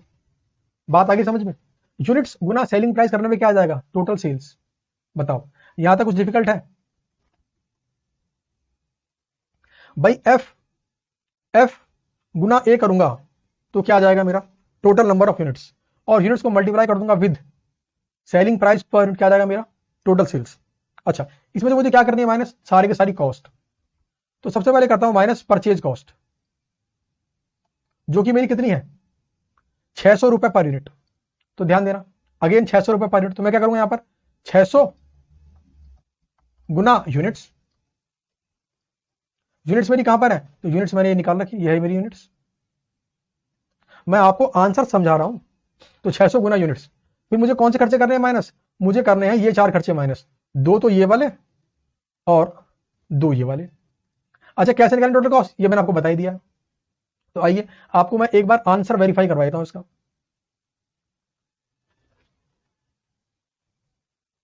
देखो सबसे पहले मैंने क्या निकाला यूनिट्स कितनी बेची है, कैसे निकाला total number of purchase order Guna average number of shirts पर ऑर्डर, और क्या आ गया मेरी टोटल नंबर ऑफ यूनिट्स। यह है मेरी यूनिट्स, मल्टीप्लाई तो आप कर ही लेंगे मैथमेटिकल बात है। सेलिंग प्राइस मुझे क्वेश्चन में गिवन था, तो जब सेलिंग प्राइस को मल्टीप्लाई करूंगा बाय यूनिट्स क्या आ जाएगी मेरी सेल्स। तो ये आ गई मेरी सेल्स। सेल्स में क्या करूंगा माइनस सारे खर्चे। सबसे पहला वाला खर्चा कौन सा है परचेज कॉस्ट ऑफ शर्ट, क्या है 600 रुपए पर यूनिट। तो 600 तो मुझे पता ही है और यूनिट्स मैंने यहां पे निकाल ली। तो 600 गुना यूनिट्स ये आ जाएगा मेरा परचेज कॉस्ट। अगला खर्चा ऑर्डरिंग कॉस्ट, अगला खर्चा क्या है मेरा ऑर्डरिंग कॉस्ट। तो 1260 गुना number of orders, number of orders question में गिवन है तो ये आ गई मेरी ऑर्डरिंग कॉस्ट। इसके बाद है विजिट कॉस्ट, तो 1500 रुपए गुना number of visits, number of visit मुझे क्वेश्चन में गिवन है तो ऐसे आ जाएगी मेरी विजिट कॉस्ट। इसके बाद रेगुलर डिलीवरी कॉस्ट, तो 30 रुपए गिवन है मुझे multiplied by delivery multiplied by kilometre पर डिलीवरी, ये दोनों इंफॉर्मेशन मुझे क्वेश्चन में गिवन है तो ये आ जाएगी मेरी रेगुलर डिलीवरी कॉस्ट। इसके बाद एक्सपीडिएटेड डिलीवरी कॉस्ट, तो 4490 गुना नंबर ऑफ एक्सपीडिएटेड डिलीवरीज, तो ये आ गई मेरी कॉस्ट। सारे खर्चों को ऐड कर दो क्या आ जाएगी मेरी टोटल कॉस्ट। टोटल सेल में से निकालो, टोटल सेल से माइनस करो टोटल कॉस्ट, क्या आ जाएगा मेरा टोटल इनकम। तो क्वेश्चन मुझे क्या निकालने के लिए बोला था, क्वेश्चन मुझे बोला था इनकम निकालो और क्या निकालो प्रॉफिटेबिलिटी। क्या निकालना था customer wise income and operating income as a percentage of revenue, और रैंक भी करना उनको and rank them on the basis of relative profitability. आइए जरा, तो ये निकाली मैंने परसेंटेज। कैसे निकाली मैंने परसेंटेज, तो भाई सेल्स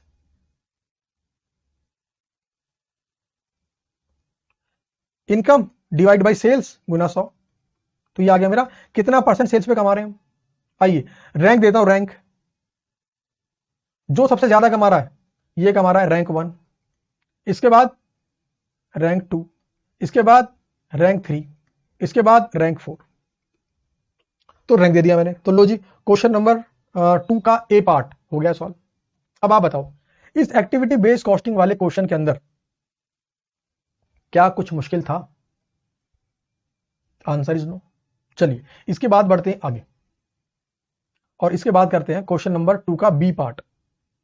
और क्वेश्चन नंबर 2 का बी पार्ट एक सिमिलर क्वेश्चन है जो आपने ऑलरेडी क्लासेस में किया हुआ है ऑलरेडी। क्वेश्चन नंबर 2 का B part, Star Airlines operate a single craft of 180 seats capacity between city ND and GA and average normal occupancy is estimated at 70% per flight। तो 180 का निकाल लूं अगर 70%, 180 कैपेसिटी है, ऑक्यूपाई कितने हो रहे हैं 70%। तो अगर मैं निकालूं 180 का 70% कितना आ गया मेरा 126, यानी 126 पैसेंजर्स ट्रेवल कर रहे हैं। कहता है जी वन वे फेयर कितना है 12,500। अच्छा जी वन वे फेयर है मेरा 12,500। Okay, the cost of operation of the flight as collected by an expert analyst are. सबसे पहला हमें गिवन है फ्यूल कॉस्ट, और क्वेश्चन ने खुद से बता दिया वेरिएबल कितनी है, 2,28,000 पर फ्लाइट। उसके बाद है food served on flight from ND to GA 270 पर पैसेंजर। ये कौन सा खर्चा है, variable, because it is dependent on number of passengers. और क्या लिखा है ब्रैकेट के अंदर, नो चार्ज टू पैसेंजर, मतलब पैसेंजर से ये खाना खिलाने का अलग से कोई पैसा हम नहीं लेते हैं। ओके, फिर गिवन है commission paid to travel agent all tickets booking through agent. हमें कमीशन देना पड़ रहा है 7.5% ऑफ फेयर, यानी जो भी हमारा रेवेन्यू होगा उसका 7.5% देना पड़ रहा है हमें कमीशन। ये भी क्या है हमारा वेरिएबल। ये वेरिएबल मुझे बोल दिया और बाकी दो हमने निकाल लिया। इसके बाद बढ़ते हैं आगे। इसके बाद हमें गिवन है फिक्स कॉस्ट। क्वेश्चन ने मुंह से बोला फिक्स कॉस्ट, लैंडिंग चार्जेस 912 पर फ्लाइट है, सैलरीज पर फ्लाइट है 90,000। Note, assume that fuel cost are unaffected by actual number of passengers on flight. कहने का मतलब है फ्यूल कॉस्ट हमारी सेम रहेगी चाहे फ्लाइट में 2 लोग हो या पूरी कैपेसिटी हो। Requirement number 1, calculate net operating income that star airlines makes पर फ्लाइट फ्रॉम एनडी टू जी। तो मुझे क्या निकालनी है, income. Very very simple. Income निकालने के लिए मैं क्या करूंगा, total revenue minus total variable cost minus fix cost. आइए निकालता हूं। तो टोटल रेवेन्यू कितने पैसेंजर्स हैं मेरे, 126 पैसेंजर्स हैं, और मेरा फेयर कितना है, तो फेयर है मेरा 12,500। तो 126 का 12,500 से मल्टीप्लाई कर दिया तो ये आ गया मेरा 1575। This is my total revenue. क्या करूं, माइनस टोटल वेरिएबल कॉस्ट। पहला खर्चा क्या है, फ्यूल कॉस्ट, कितना 228।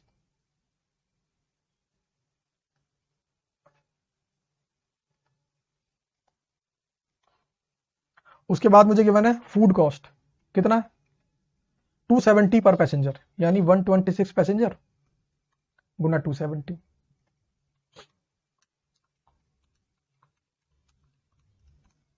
ये आ गया मेरा 34,020। इसके बाद है मेरा कमीशन, कितना 7.5% ऑफ रेवेन्यू। तो रेवेन्यू मेरे कितना है 1575, तो 1575 का 7.5%, तो ये आ गया मेरा 118125। इसमें से करेंगे माइनस टोटल फिक्स कॉस्ट। आप चाहो तो यहाँ पे निकाल सकते हो कंट्रीब्यूशन। फिक्स कॉस्ट मेरी क्या है, लैंडिंग चार्जेस कितना 912। उसके बाद है सैलरीज क्रू की कितनी 90,000। आइए निकाल लेता हूं इनकम। तो भाई 1575 माइनस 228 माइनस 34,020 माइनस 118125 माइनस 912 और माइनस 90। तो ये आ गया मेरा 192855। दिस इज माई इनकम पर फ्लाइट। रिक्वायरमेंट नंबर 1 का आंसर था ये। रिक्वायरमेंट नंबर 2 की बात करते हैं।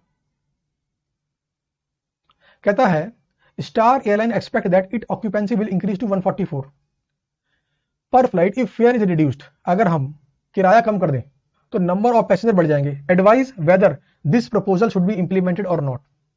आइए जरा, हमें अगर फायदा होगा तो कर लेंगे। तो ध्यान देना, अब क्या करेंगे, ये पूरा मिटा देता हूं। अब कितने हो जाएंगे मेरे पैसेंजर्स, मेरे पैसेंजर हो जाएंगे 144 और फेयर मेरा 11,670।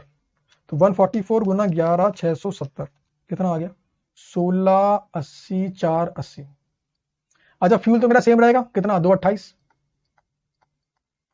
आपकी मन मारो सर ये वेरिएबल है फिर भी सेम क्यों है, तो भाई क्वेश्चन ने बोला है, जरा मैं आपको दिखा देता हूं।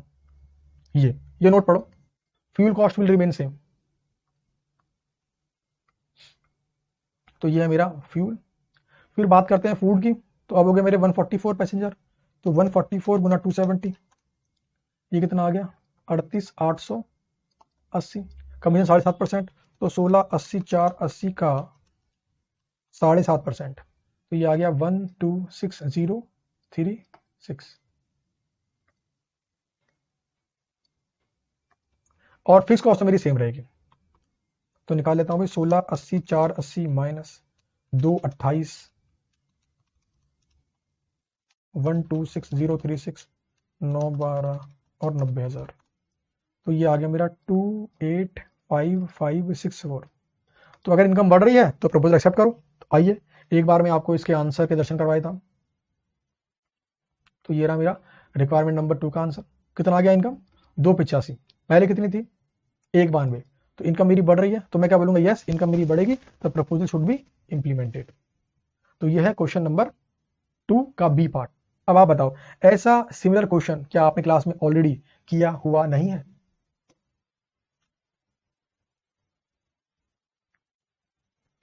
ऐसा क्वेश्चन आपने क्लास में ऑलरेडी किया हुआ है। चलिए इसके बाद बढ़ते हैं आगे।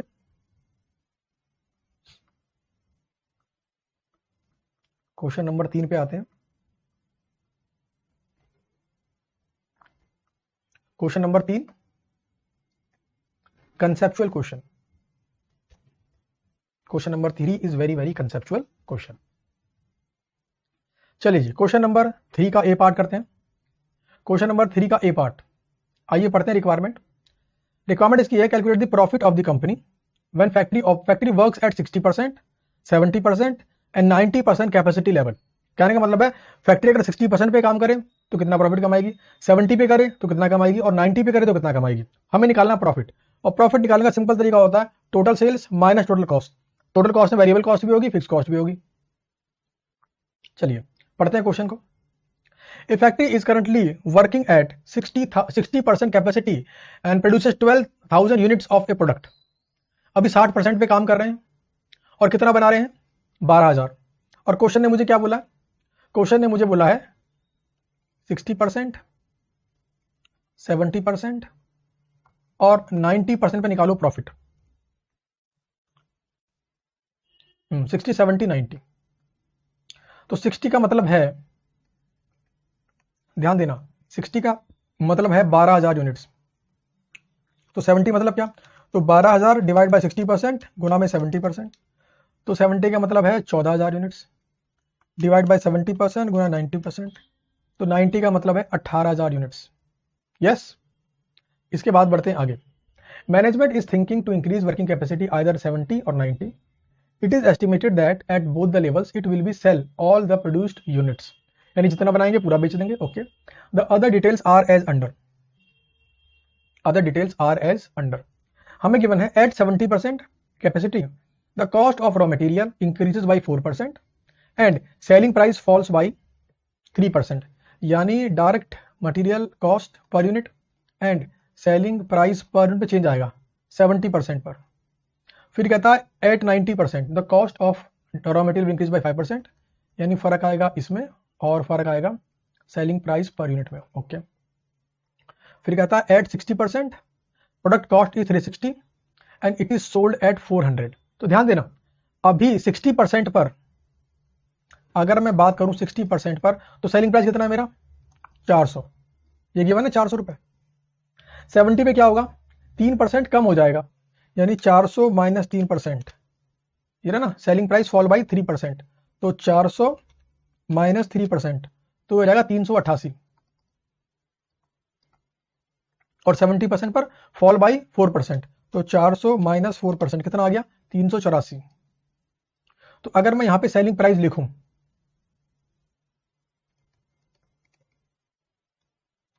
तो 60 पे कितना? 400। 70 पे कितना? 388। और 90 पे कितना? 384। चलिए फिर इसने क्या बोला? डीएमसी के लिए बोला। तो 360 का ब्रेकअप मुझे यहां भी बने।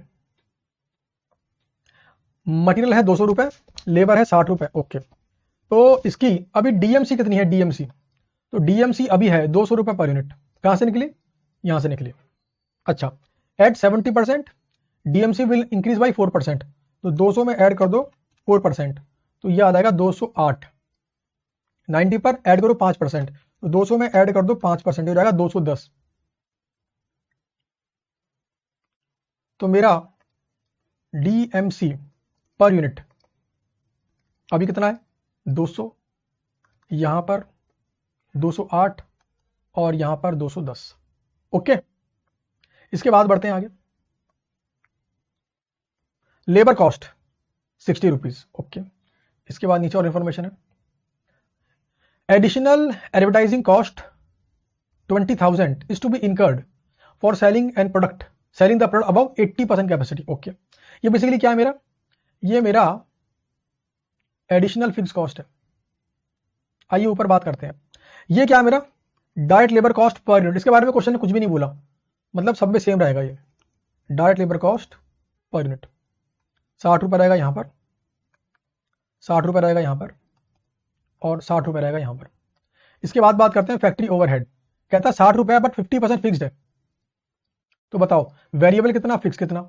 तो वेरिएबल हो गया मेरा 30 रुपये और फिक्स है मेरा 30 रुपये। बट फिक्स निकालें, क्या निकालूंगा मैं, टोटल में। फिक्स निकालते हैं हमेशा टोटल में। तो 30 गुना नंबर ऑफ यूनिट्स, अभी कितनी बना रहा हूं मैं, 12,000। कितना आ गया ये, 3,60,000। इसका मतलब क्या हुआ, इसका मतलब variable factory overhead per unit है मेरा 30 रुपये,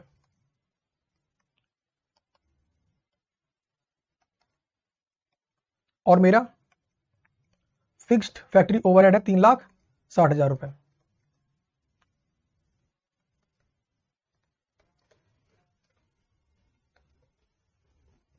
आ रही है बात समझ में। मैंने फिक्स को मल्टीप्लाई करा विद करंट यूनिट्स, ये हमारा कॉन्सेप्ट है। इसके बाद बढ़ते हैं आगे।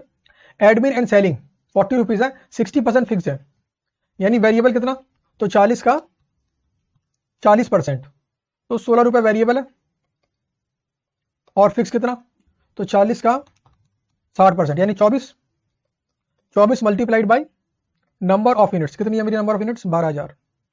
तो 24 गुना 12, 288। तो यहां पे लिख रहा हूं मैं variable admin and selling overhead मेरा कितना है, 40 का 40%, यानी 16 एंड 16। इसके बाद है मेरा फिक्स्ड एडमिन ओवरहेड, कितना है, 288। तो यह है मेरा 288, यहां पर भी 288, और यहां पर भी 288। बट क्वेश्चन ने एक बात बोली है नीचे, और उसने क्या बोला है कि 80% से ऊपर जाते ही कितना बढ़ जाएगा, 20,000, ओके। तो मैं 80 से ऊपर कहां पर हूं, मैं 80 से ऊपर तो सिर्फ यहां पर हूं। इसका मतलब है यहां पर 288 प्लस 20 और ऐड कर दो, तो ये हो गया मेरा 3,08,000। तो ये बात समझ में आ गई। अगर आपको ये टेबल समझ में आ गई है तो आप आसानी से निकाल सकते हो प्रॉफिट। कैसे निकालोगे, देखो यूनिट्स मुझे यहां गिवन है, सेलिंग प्राइस मुझे ये गिवन है, तो यूनिट्स गुना सेलिंग प्राइस पर यूनिट क्या आ जाएगा मेरा, टोटल सेल्स।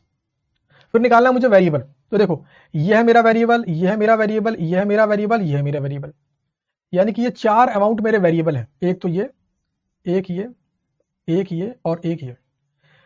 इन वेरिएबल को निकालने क्या करना पड़ेगा, multiplied by number of units. Units मेरी गिवन है 12, 14, 18, तो क्या आ जाएगा मेरा total variable cost by units गुना वेरिएबल कॉस्ट पर यूनिट, यानी डीएमसी पर यूनिट गुना यूनिट्स, डीएलसी पर यूनिट गुना units, and variable factory overhead per unit गुना units, variable admin overhead per unit गुना यूनिट्स। तो क्या आ जाएगा मेरा टोटल वेरिएबल कॉस्ट।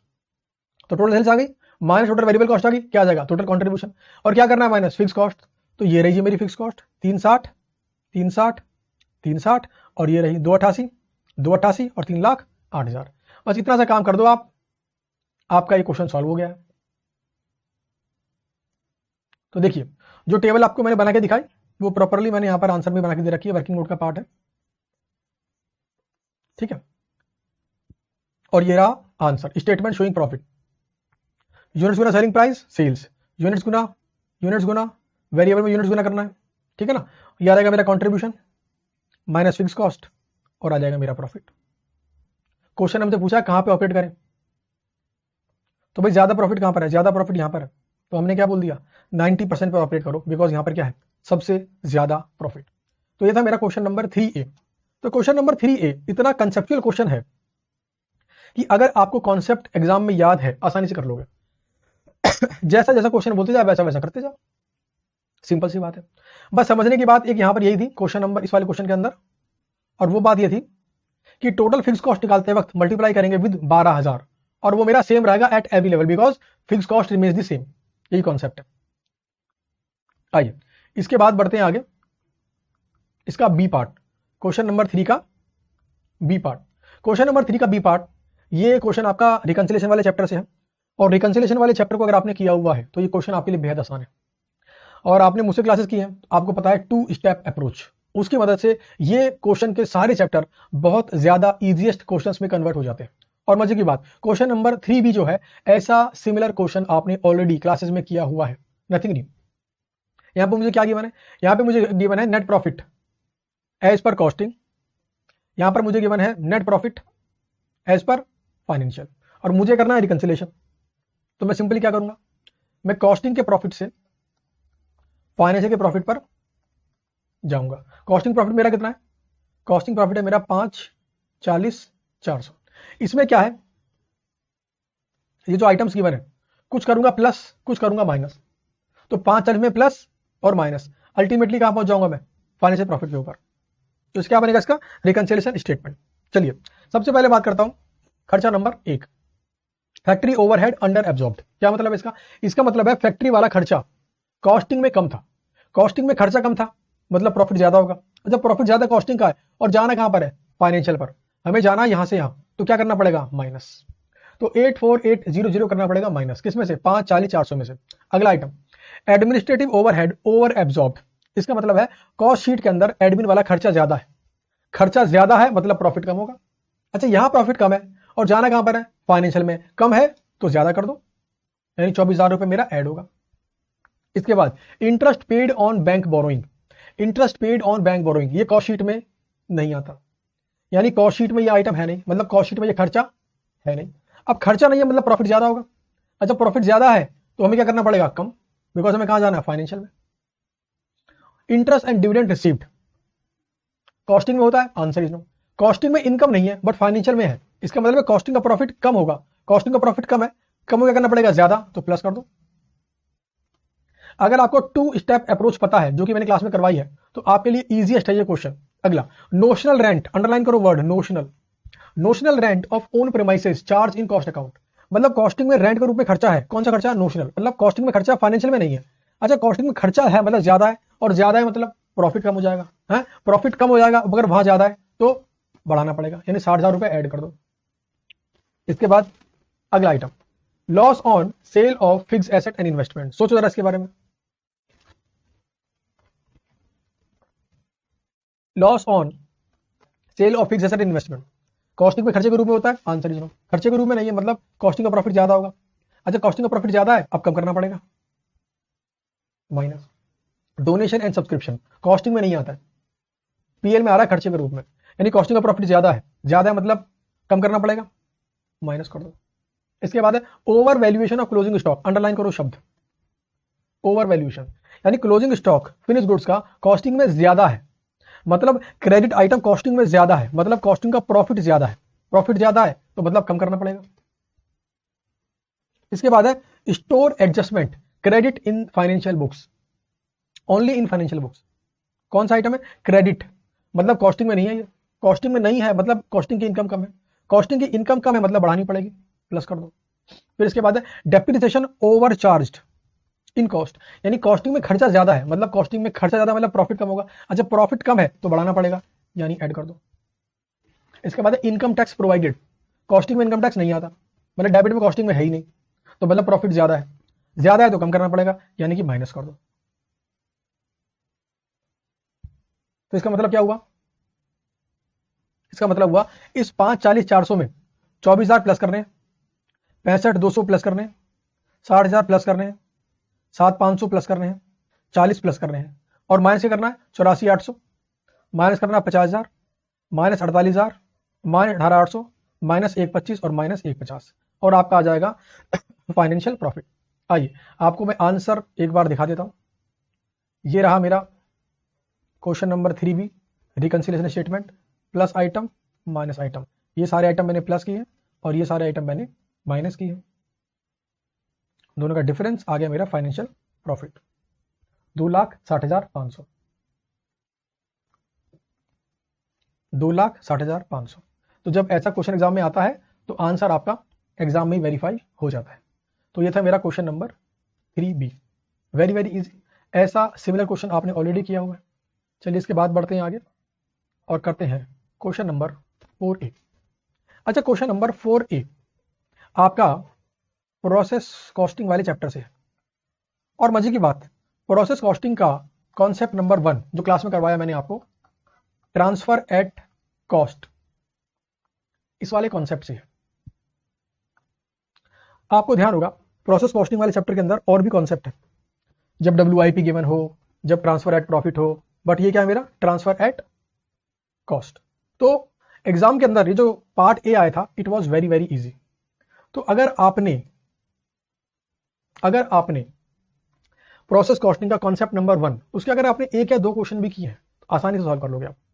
चलिए पढ़ते हैं क्वेश्चन को। Meta company limited is engaged in the production of product trio which passes through 2 different processes, process P and process Q. यहां पे लगते हैं 2 process. Other information obtained from the books of account for the year is as follows. ये क्या है मेरा input, मुझे input given है पी का। अच्छा, क्यू का इनपुट क्या होगा? क्यू का इनपुट होगा जो आएगा पी से, यानी फ्रॉम पी, यानी पी से जो आउटपुट आएगा वो बनेगा मेरा क्यू का इनपुट। ओके, फिर गिवन है मुझे raw material cost per unit 80 रुपए, direct wages, direct expense and selling price per unit of output. इसके बाद मुझे गिवन है production overhead of ₹3 lakh are recovered as a percentage of direct wages. तो यहां पे निकाल सकता हूं मैं ओवरहेड रिकवरी रेट, या कह लीजिए ओवरहेड चार्जिंग रेट। तो ये क्या फॉर्मूला होता है? Total overhead divide by total direct wages. कितनी है मेरी? ये रही मेरी वेजेस 52 प्लस 78 गुना 100। तो भाई 52 प्लस 78 ये हो गया मेरा 130। तो ये आ गया मेरा 230.7692%। This is my overhead recovery rate. Okay, इसके बाद बढ़ते हैं आगे। हमें गिवन है एक्चुअल आउटपुट। पी ने बनाया 9200 और क्यू ने बनाया 6400। फिर कहता है 3/4 of units of output of process P was passed on to the process Q. तो ध्यान देना इस पी का ना सिर्फ 3/4 गया है क्यू पर, सिर्फ 3/4, यानी 9200 गुना 3/4, यानी कि सिर्फ 6900 गया है मेरा क्यू में। तो इसका मतलब है मेरा इनपुट कितना होगा? 6900। तो बाकी मेरा कहां गया? 6900 और 9200। तो बाकी मेरा जो बच गया 2300, उसके बारे में क्वेश्चन ने कुछ बोला होगा। तो कहता है द बैलेंस वॉज सोल्ड। इसका मतलब ये कहां जाएगा मेरा? फिनिश गुड्स अकाउंट में। Balance was sold and entire output of Q was sold, यानी पूरे 6400 बेच दिए इसके। Okay, management and selling expenses during the year कितने थे? 170। ये क्या है मेरा? These are not allocable to the processes. Okay, ये बेसिकली मेरा क्या है? ये मेरा खर्चा है इनडायरेक्ट, यानी मेरा ओवरहेड वाला खर्चा है, ये कंबाइंड खर्चा 170 का। ओके, फिर हमें गिवन है normal loss of 2 process calculated on input of every process. Normal loss P का कितना है? 6%, क्यू कितना 10%। फिर कहता है loss of process P was sold at 5 rupees per unit and Q 8 rupees per unit. ये बेसिकली क्या मेरा? This is my scrap value, यानी कबाड़ी वाले को जब बेचूंगा मैं तो ये इतने का बिकेगा, ये मेरी स्क्रैप वैल्यू है। ठीक है ना? P and Q R not responsibility centres. देखो इस लाइन का हमारे आंसर पे कुछ खास इंपैक्ट तो पड़ता नहीं। हमको बनाने क्या है? Accounts, process P account, process Q, abnormal loss, abnormal gain and costing profit and loss account. आइए सीधे आंसर पर आइए।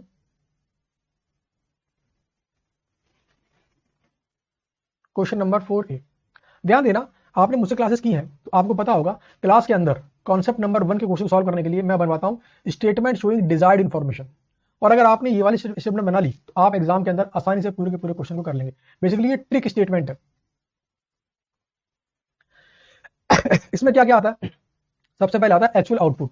ये मुझे क्वेश्चन में गिवन है 9200 और क्यू का 6400।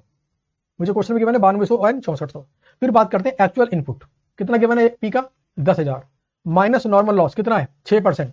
तो 10 जाएगा 6% नॉर्मल लॉस, 94 से क्या आ गया मेरा? Normal output. This is my normal output. अभी प्रोसेस पी की बात करते हैं पहले, फिर बात करेंगे क्यू की। ठीक है, तो ध्यान देना नॉर्मल लॉस मेरा कितना 600। मेरा एबनॉर्मल लॉस गेन क्या होता है, इसको मैं अगर ए कह दूं और इसे मैं कह दूं अगर बी, तो ए माइनस बी होगा मेरा। अगर पॉजिटिव आएगा तो गेन होगा और नेगेटिव आएगा तो लॉस होगा। तो 9200 माइनस 9400, 200 आ गया मेरा नेगेटिव एबनॉर्मल लॉस। इसका मतलब है प्रोसेस पी में मेरा एबनॉर्मल लॉस है 200, तो मेरा एक्चुअल लॉस कितना हो गया, नॉर्मल लॉस है मेरा 600, एबनॉर्मल है 200, तो एक्चुअल मेरा कितना हो गया 800 का मेरा हो गया loss. This is my actual loss, this is my actual loss. आइए इसके बाद बढ़ता हूं आगे। यहां पे क्या आता है, मेरे सारे खर्चे आते हैं। क्वेश्चन ने मुझे बताया 10,000 इनपुट 80 रुपए के हिसाब से गया है ना, तो कितना खर्चा आया 8 लाख रुपए का। फिर इसमें ऐड कर दूंगा वेजेस, क्वेश्चन में गिवन है 52,000, डायरेक्ट एक्सपेंस क्वेश्चन में गिवन है, और ये निकाला था मैंने ओवरहेड रिकवरी रेट, निकाल के दिखाया था मैंने आपको ORR। तो overhead recovery rate of wages यानी 52,000 का निकाल दो 230.7692%, तो 52,000 का तो ये आ गया मेरा 1,20,000। फिर माइनस क्या करो scrap value of normal loss, normal loss इतना 600 यूनिट्स और स्क्रैप वैल्यू कितनी है 5 रुपए, तो 600 गुना 5 हो गया 3,000। तो कर दो जी प्लस माइनस, सारे खर्चे प्लस कर दो, माइनस करो स्क्रैप वैल्यू, ये आ गया मेरा नेट कॉस्ट। तो सी बटा बी ये आ गया मेरा cost per unit of process P. तो ध्यान देना ये वाली स्टेटमेंट मैंने आपसे स्पेसिफिकली बनवाई थी क्लास के अंदर, तो अगर आपने एग्जाम के अंदर ये वाली स्टेटमेंट बनाई है तो आपको क्वेश्चन को सॉल्व करने में बड़ी आसानी हुई होगी। एक स्टूडेंट है हमारा जिसकी ऑल इंडिया रैंक 2 आई मई 24 के अंदर, तो मई 24 वाले इस क्वेश्चन को सॉल्व करते वक्त उसने बनाई ये वाली स्टेटमेंट अपने आंसर के अंदर और फटाक से क्वेश्चन को पूरे को सॉल्व कर लिया। तो एग्जाम में इसका पूरा इस्तेमाल होता है। कई बार मुझसे बच्चे पूछते हैं सर एग्जाम में अगर मैं सेम स्टेटमेंट लिख दूं नंबर तो नहीं कट जाएंगे मेरे, आंसर इज नो।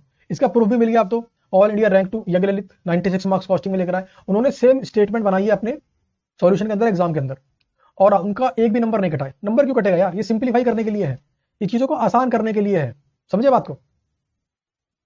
तो ये है मेरा प्रोसेस पी। इसके बाद बढ़ते हैं आगे प्रोसेस के ऊपर। तो 6400 मेरा क्या है आउटपुट, ये मुझे कहां से मिला, क्वेश्चन ने खुद बताया अपने मुंह से। अब जरा ध्यान देना, मेरा इनपुट 9200 कितना होगा 3/4, क्वेश्चन ने क्या बोला था ओनली 3/4, तो 9200 का 3/4 कितना 6900 माइनस नॉर्मल लॉस 10%, यह क्या आ गया मेरा नॉर्मल आउटपुट। यह है नॉर्मल लॉस, ए माइनस बी कर दो, आ रहा है पॉजिटिव एबनॉर्मल गेन, और यह आ गया मेरा एक्चुअल लॉस। इसके बाद बात करेंगे इनपुट कॉस्ट की। तो ध्यान देना ये 6,900 कहां से आए, ये आए from process P. Process P की मेरी कॉस्ट पर यूनिट कितनी है, तो वो है मेरी 104, तो यानी कि 6,900 गुना 104, ये क्या आ गया मेरा टोटल इनपुट कॉस्ट 6,900 आए। 78 ये खर्चा क्वेश्चन में गिवन है, ये खर्चा क्वेश्चन में गिवन है, ये खर्चा मैंने खुद से निकाल दिया। Overhead recovery rate minus scrap value of normal loss, तो नॉर्मल लॉस है मेरा ये मल्टीप्लाइड बाई स्क्रैप वैल्यू 8 रुपए, तो ये होगी स्क्रैप वैल्यू। ये आ गई नेट कॉस्ट, तो सी बटा बी, ये रहा मेरा बी और ये रहा मेरा सी, तो ये आ गया मेरा कॉस्ट पर यूनिट। बन गई मेरी स्टेटमेंट और मैंने यहां पे निकाल लिया आपका नॉर्मल लॉस कितना, एबनॉर्मल लॉस कितना, एबनॉर्मल गेन कितना, कॉस्ट पर यूनिट कितना, टोटल कॉस्ट कितना, आउटपुट कितना, इनपुट कितना, सब कुछ निकाल लिया। यानी कि अगर आपने एग्जाम के अंदर ये वाली स्टेटमेंट बना ली है तो अब इसके बाद process account, normal loss account, abnormal loss account, abnormal gain account, finish goods account, costing profit and loss account, सारे के सारे अकाउंट्स बनाना आपके लिए सिंपल है। आइए प्रोसेस पी अकाउंट की बात करते हैं। यूनिट्स 10,000, तो पहले बात करता हूं यूनिट्स की, आपको मैं दिखाते हुए चलता हूं कहां से मैंने क्या क्या लिया। इसको पहले मिटा देता हूं।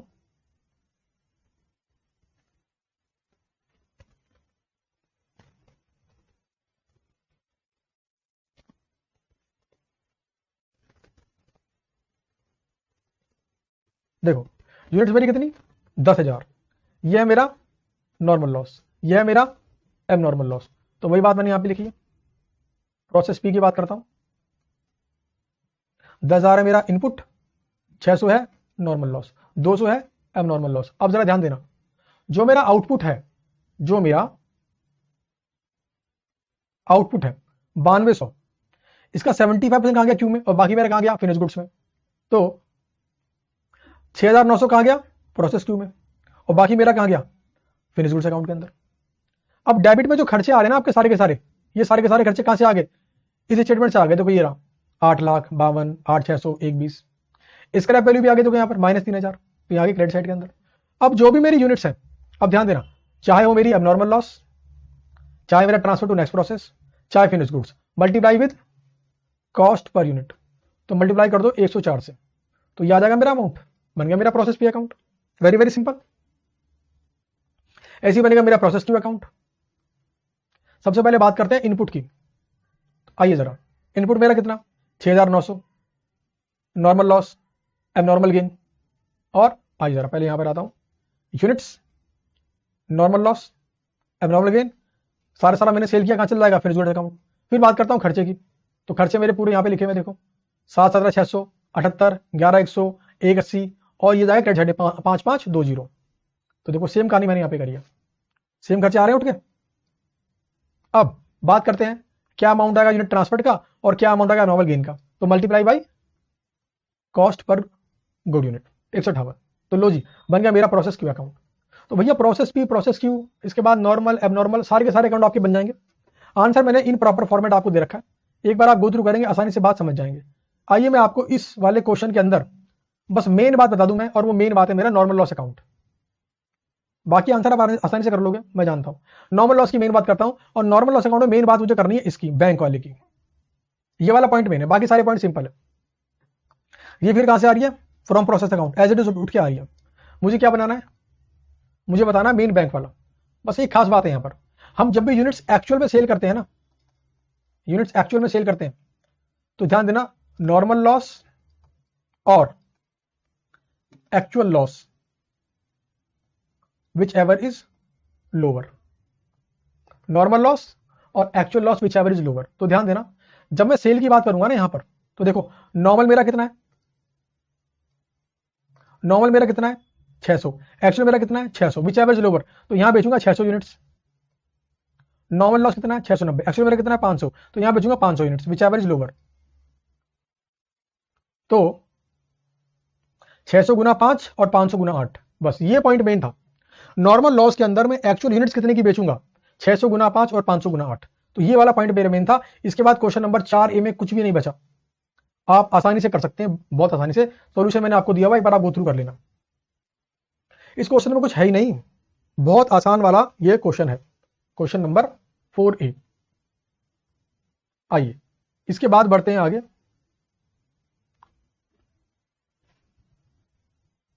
इसके बाद करते हैं question number 4B। Again very similar question, ऐसा सिमिलर क्वेश्चन आपने ऑलरेडी क्लासेस में किया हुआ है, वेरी कंसेप्चुअल क्वेश्चन। अगर आपने ऐसे एक या दो क्वेश्चन भी किया एग्जाम में जाने से पहले, तो आप आसानी से कर सकते हो। चलिए क्वेश्चन को पढ़ते हैं। The cost variance report was being discussed at a review meeting where in cost accountant of the company reported under absorption of production overhead. ठीक है, the following information was available from the cost records of company at the end of financial year 23-24। ठीक है, actual production overhead incurred were ₹4,50,000 which included 42,000 on account of return of stores। याद करो concept, मैंने क्या बताया था आपको, actual overhead निकालने के लिए इसको हम माइनस करेंगे, तो 450 माइनस 42, यानी हम एक्चुअल में खर्चा कितना किया हमने, 4,08,000। इसे क्यों करेंगे minus, because it is non recurring, abnormal kind का ही है। इसके बाद बढ़ते हैं आगे। 18,000 units were produced during the year, out of which 10,000 units were sold and 8,000 units of finished goods are in stock। इसका मतलब क्या है, मेरा यूनिट सोल्ड है 10,000 और मेरा फिनिश गुड्स की यूनिट्स हैं कितनी, 8,000। फिर कहता है there were also 5,000 units in progress which may be recognised as 40% complete, यानी कि 5,000 का 40%, ये क्या होगा मेरा WIP। तो 5,000 का 40%, ये आ गया मेरा 2,000। तो ये आ गया मेरी टोटल इक्विवेलेंट यूनिट्स कितनी आ गई, 20,000। फिर कहता मशीन आवर्स वर्कड है कितने, 43,000। तो मैं अगर यहां पे निकालना चाहूं ओवरहेड रिकवर्ड, तो क्या करूंगा, 43 गुना नीचे क्या ना rate, ABC limited absorb production overhead at a predetermined rate of 8 रुपए पर मशीन आवर। तो 43 गुना 8, यानी मैंने रिकवर किया 344। अब जरा मुझे बताओ आप, मैंने खर्च कितने करे, 4,08,000, मैंने रिकवर कितने करे, 344। इसका मतलब मेरी अंडर रिकवरी है। कितने की? 64,000 रुपए की, यानी कि अंडर रिकवरी है कितने की? 64,000 रुपए की। क्वेश्चन क्या बोलता है इसके बाद? On investigation it has been found that 20% of under absorption of production overhead was due to defective planning. 20% क्या है मेरा? ड्यू टू डिफेक्टिव प्लानिंग, यानी 64,000 का 20% यानी 12,800 कहां जाएगा? कॉस्टिंग पीएल में। बाकी बचा 80%, 51,200। इसके बारे में क्या बोलता है? Rest was attributable to normal increase, यानी इसको बांटूंगा मैं यूजिंग सप्लीमेंट्री रेट। और कैसे निकालते हैं वो? 51,200 divide by total equivalent units, और जो भी रेट आएगा यूनिट से मल्टीप्लाई कर देंगे। क्वेश्चन खत्म हो गया जी, आंसर भी खत्म हो गया। ये आइए आपको एक बार मैं आंसर दिखा देता हूं।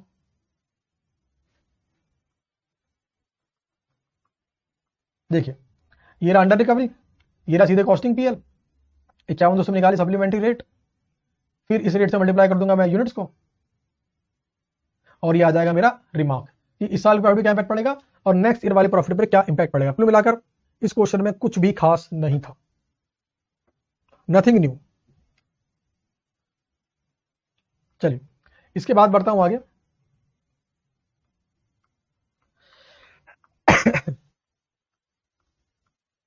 चलिए इसके बाद करेंगे क्वेश्चन नंबर 5 का ए पार्ट। क्वेश्चन नंबर 5 ए पार्ट, अगेन आपने क्वेश्चन ऑलरेडी क्लासेस में किया हुआ है, वेरी वेरी इजी। हमें क्या निकालनी है? हमें निकालनी है प्रॉफिट फॉरगोन, क्योंकि लेबर टर्नओवर हो रहा है यहां पर। क्या निकालना है हमें? Profit lost during the year. कहता है सेल्स कितनी है हमारी? सेल्स है हमारी ये, और पीवी रेशियो हमारा ये। तो क्या निकालूं? टोटल कॉन्ट्रीब्यूशन निकालूं क्या?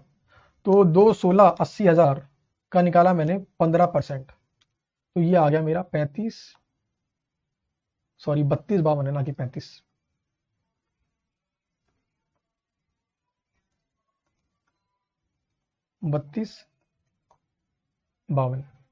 This is my total contribution. कहता है एक्चुअल आवर्स वर्क थे 5 लाख घंटे, जिनमें से 60,000 घंटे जुड़े हुए हैं, 40% है मेरे अनप्रोडक्टिव। तो इसका मतलब क्या हुआ? मेरे एक्चुअल आवर्स वर्क कितने हैं? 5 लाख तो मुझे गिवन थे, और इसने बोला 60,000 का 40% मेरे थे अनप्रोडक्टिव। तो 60 का 40 यानी कि मेरे प्रोडक्टिव थे 4,76,000 घंटे। ओके, फिर गिवन है ड्यू टू डिले कितने आवर्स लॉस्ट हो गए? 95,000। तो मैं निकालूंगा पोटेंशियली लॉस्ट आवर्स, तो 95 तो मेरे ये है ना, और 24 मेरे ये है जो यहां पे लॉस्ट हुए थे। तो 95 प्लस 24 19। तो मुझे बात बताओ, इस इंफॉर्मेशन के बेस पर क्या टोटल कंट्रीब्यूशन लॉस निकाल सकते हो? तो देखो 32,52,000 divide by total number of hours कितने? 476 जो काम हुआ, मल्टीप्लाइड बाई कर दो 19। तो भाई 32,52 डिवाइड बाई 476 गुना 19, ये आ गया मेरा 8,13,000। This is my contribution lost. Okay, इसके बाद बढ़ते हैं आगे। एक खर्चा तो मेरा हो गया 8,13 का वो। उसके बाद क्या बोला? 1500 यूनिट से क्या हुआ है? डिफेक्टिव हुई है। खर्चा कितना? 40 रुपए पर यूनिट, तो 1500 गुना 40, ये हो गया 1500 गुना 40, ये हो गया मेरा 60,000। उसके बाद एक खर्चा ये है, एक खर्चा ये है, एक खर्चा है। सिंपल है, चारों पांचों खर्चों को ऐड कर दो, आपका आंसर आ जाएगा। तो आइए जरा मैं आपको एक बार आंसर दिखा देता हूं। 8,13 फिर चारों खर्चे मैंने ऐड कर दिया, ये आ गया जी मेरा profit foregone. Question number 5A, इसमें भी कुछ नहीं था। आइए इसके बाद बढ़ते हैं आगे, और अब करेंगे क्वेश्चन नंबर 5B। चलिए दोस्तों, अब करते हैं क्वेश्चन नंबर 5 का बी। और जैसा कि मैंने आपको शुरू में कहा था कि इस वाले क्वेश्चन पेपर के अंदर कुछ अगर यूनिक पॉइंट अगर है जो कि मैं कहना ही चाहूं तो 5B है। आइए 5B की बातें करते हैं। हमें रखी इन्फॉर्मेशन, हमें रखी सेल्स 2 पीरियड की, हमें रखा प्रॉफिट लॉस 2 पीरियड का, हमें निकालना ब्रेक इवन सेल्स। यानी पहले मुझे क्या निकालना पड़ेगा? PV ratio. तो भाई पीवी रेशो निकालने का फॉर्मूला क्या है? जब 2 साल की सेल्स और 2 साल की प्रॉफिट गिवन हो, तो फॉर्मूला है difference in profit divide by difference in sale गुना 100। तो भाई डिफरेंस इन प्रॉफिट, तो भाई 11-20 minus negative 380 divide by 240 minus 180। तो निकाल लेता हूं जी पीवी रेशो, कितना आ गया मेरा ये 240 माइनस 180 आ गया 60 लाख, 1120 प्लस 380, तो पीवी रेशो आ गया मेरा 25%। क्वेश्चन मुझे क्या बोला, ब्रेक इवन पॉइंट से निकालो, मुझे क्या चाहिए इसके लिए, total fix cost divide by PV ratio. तो पीवी रेशो तो मेरा आ गया, अब मैं क्या निकालूंगा, टोटल फिक्स कॉस्ट। तो देखो जरा, मुझे प्रॉफिट गिवन है 24 का, कितना 1120, तो total contribution minus total fix cost बराबर क्या होता है, टोटल प्रॉफिट, है ना। प्रॉफिट कितना है 1120, ओके। और टोटल कंट्रीब्यूशन मतलब सेल्स गुना पीवी रेशो, तो सेल कितना है मेरा 240 और पीवी रेशो कितना है मेरा 25%। तो क्या इसको सॉल्व करके आप टोटल फिक्स कॉस्ट निकाल सकते हो। तो भाई 240 का निकाला मैंने 25% और माइनस कर दिया 1120, तो ये आ गया मेरा 4880। तो लो जी 4880 आ गया मेरा total fix cost. Break even point sales निकाल लोगे तो 4880 डिवाइड बाई पीवी रेशो, तो ये आ गया मेरा 19520। तो लो जी क्वेश्चन नंबर 5B की रिक्वायरमेंट नंबर 1 कर ली। अब आप सोच रहे हो सर ये तो बिल्कुल मुश्किल नहीं था, ये तो बड़ा आसान था, और आप तो शुरू से कहते आ रहे हो सर कि क्वेश्चन नंबर 5B में कुछ यूनिक पॉइंट है। देखो इसमें यूनिक पॉइंट है रिक्वायरमेंट नंबर 2 को सॉल्व करते वक्त। रिक्वायरमेंट नंबर 2 को सॉल्व करते वक्त रिक्वायरमेंट नंबर 2 क्या बोलती है, रिक्वायरमेंट नंबर 2 कहती है इन 24-25 it is estimated that variable cost will go up by 5% and fix cost will reduce by 480। तो पहली बात तो मुझे ये बता दो कि टोटल फिक्स कॉस्ट कितना होगा, अभी कितना है 4880, 480 कम हो जाएगा तो माइनस कर दो 480, तो भाई 4880 माइनस 480 यानी कितना फिक्स कॉस्ट होगा 44 लाख। और कहता है प्रॉफिट कितना कमाना चाहते हैं 15 लाख, यानी डिजायर्ड प्रॉफिट कितना है मेरा 15 लाख। और मुझे क्या निकालनी है, मुझे निकालनी है सेल्स वॉल्यूम, और क्वेश्चन ने क्या बोला है selling price will remain same. तो मुझे एक बात बताओ, मुझे एक बात बताओ कि डिजायर्ड सेल्स को निकालने का फॉर्मूला क्या होता है। तो फॉर्मूला होता है total fix cost plus total desired profit divide bye PV ratio, ये होता है फॉर्मूला। अब बताओ टोटल फिक्स कॉस्ट कितनी है मेरी 44 लाख, ये निकाली मैंने अभी। प्रॉफिट कितना 15 लाख, यानी कि अगर मैं नेक्स्ट ईयर का पीवी रेशो निकाल लूं तो मेरा आंसर आ जाएगा। तो भाई साहब इस पीवी रेशो को निकालने वाला खेल ही है इंपॉर्टेंट, यानी इस वाले क्वेश्चन के जो सेकंड पार्ट के अंदर पीवी रेशो को निकालना इज मेन बात। अब जरा ध्यान देना, क्वेश्चन ने क्या बोला, variable cost will go up by 5% and selling price will remain same. अब जरा ध्यान दो, क्वेश्चन ने मुझे क्या बोला, क्वेश्चन ने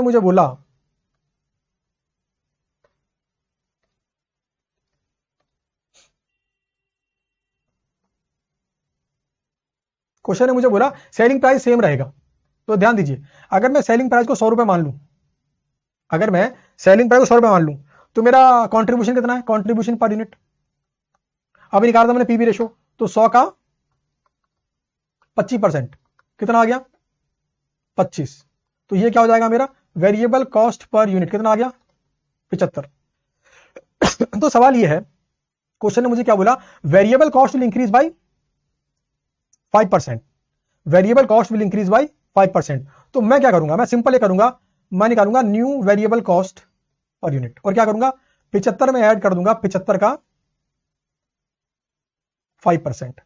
तो भाई 75 में ऐड कर दो 75 का 5%, ये आ गया मेरा 78.75।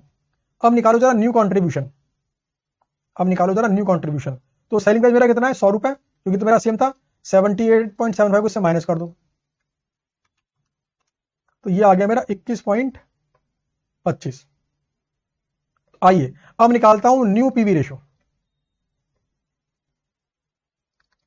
न्यू कंट्रीब्यूशन 21.25 और सेलिंग प्राइस तो मेरा सेम ही रहेगा, इसका मतलब मेरा न्यू पीवी रेशो कितना आ गया 21.25, तो डिवाइड बाय 21.25%, तो भाई 44 lakh plus 15 lakh divide by 21.25%, तो ये आ गया मेरा 27764 05.88। आपके मन में आ रहा होगा सर यहां भी कोई डिफिकल्टी नहीं हुई, तो कौन सा पॉइंट है जो आप बार बार बोल रहे थे यूनिक है यूनिक है? तो लो जी, अब करता हूं बात यूनिक पॉइंट की। अगर मैं यूनिक पॉइंट की बात ना करूं तो आपका ये क्वेश्चन यहां तक पूरा सॉल्व हो चुका है, आपको पूरे नंबर मिलेंगे। हुआ क्या है, आईसीआई ने अपने सॉल्यूशन में दिए हैं दो आंसर। एक आंसर तो आपको ये दिया है पीवी रेशियो निकालने का, और उसने एक काम और किया है, सेलिंग प्राइस 100 रुपए, कॉस्ट पर यूनिट 25 रुपए, और यह मेरा वेरिएबल कॉस्ट पर यूनिट 75 रुपए। सेम बात है जो मैंने यहां पे करी।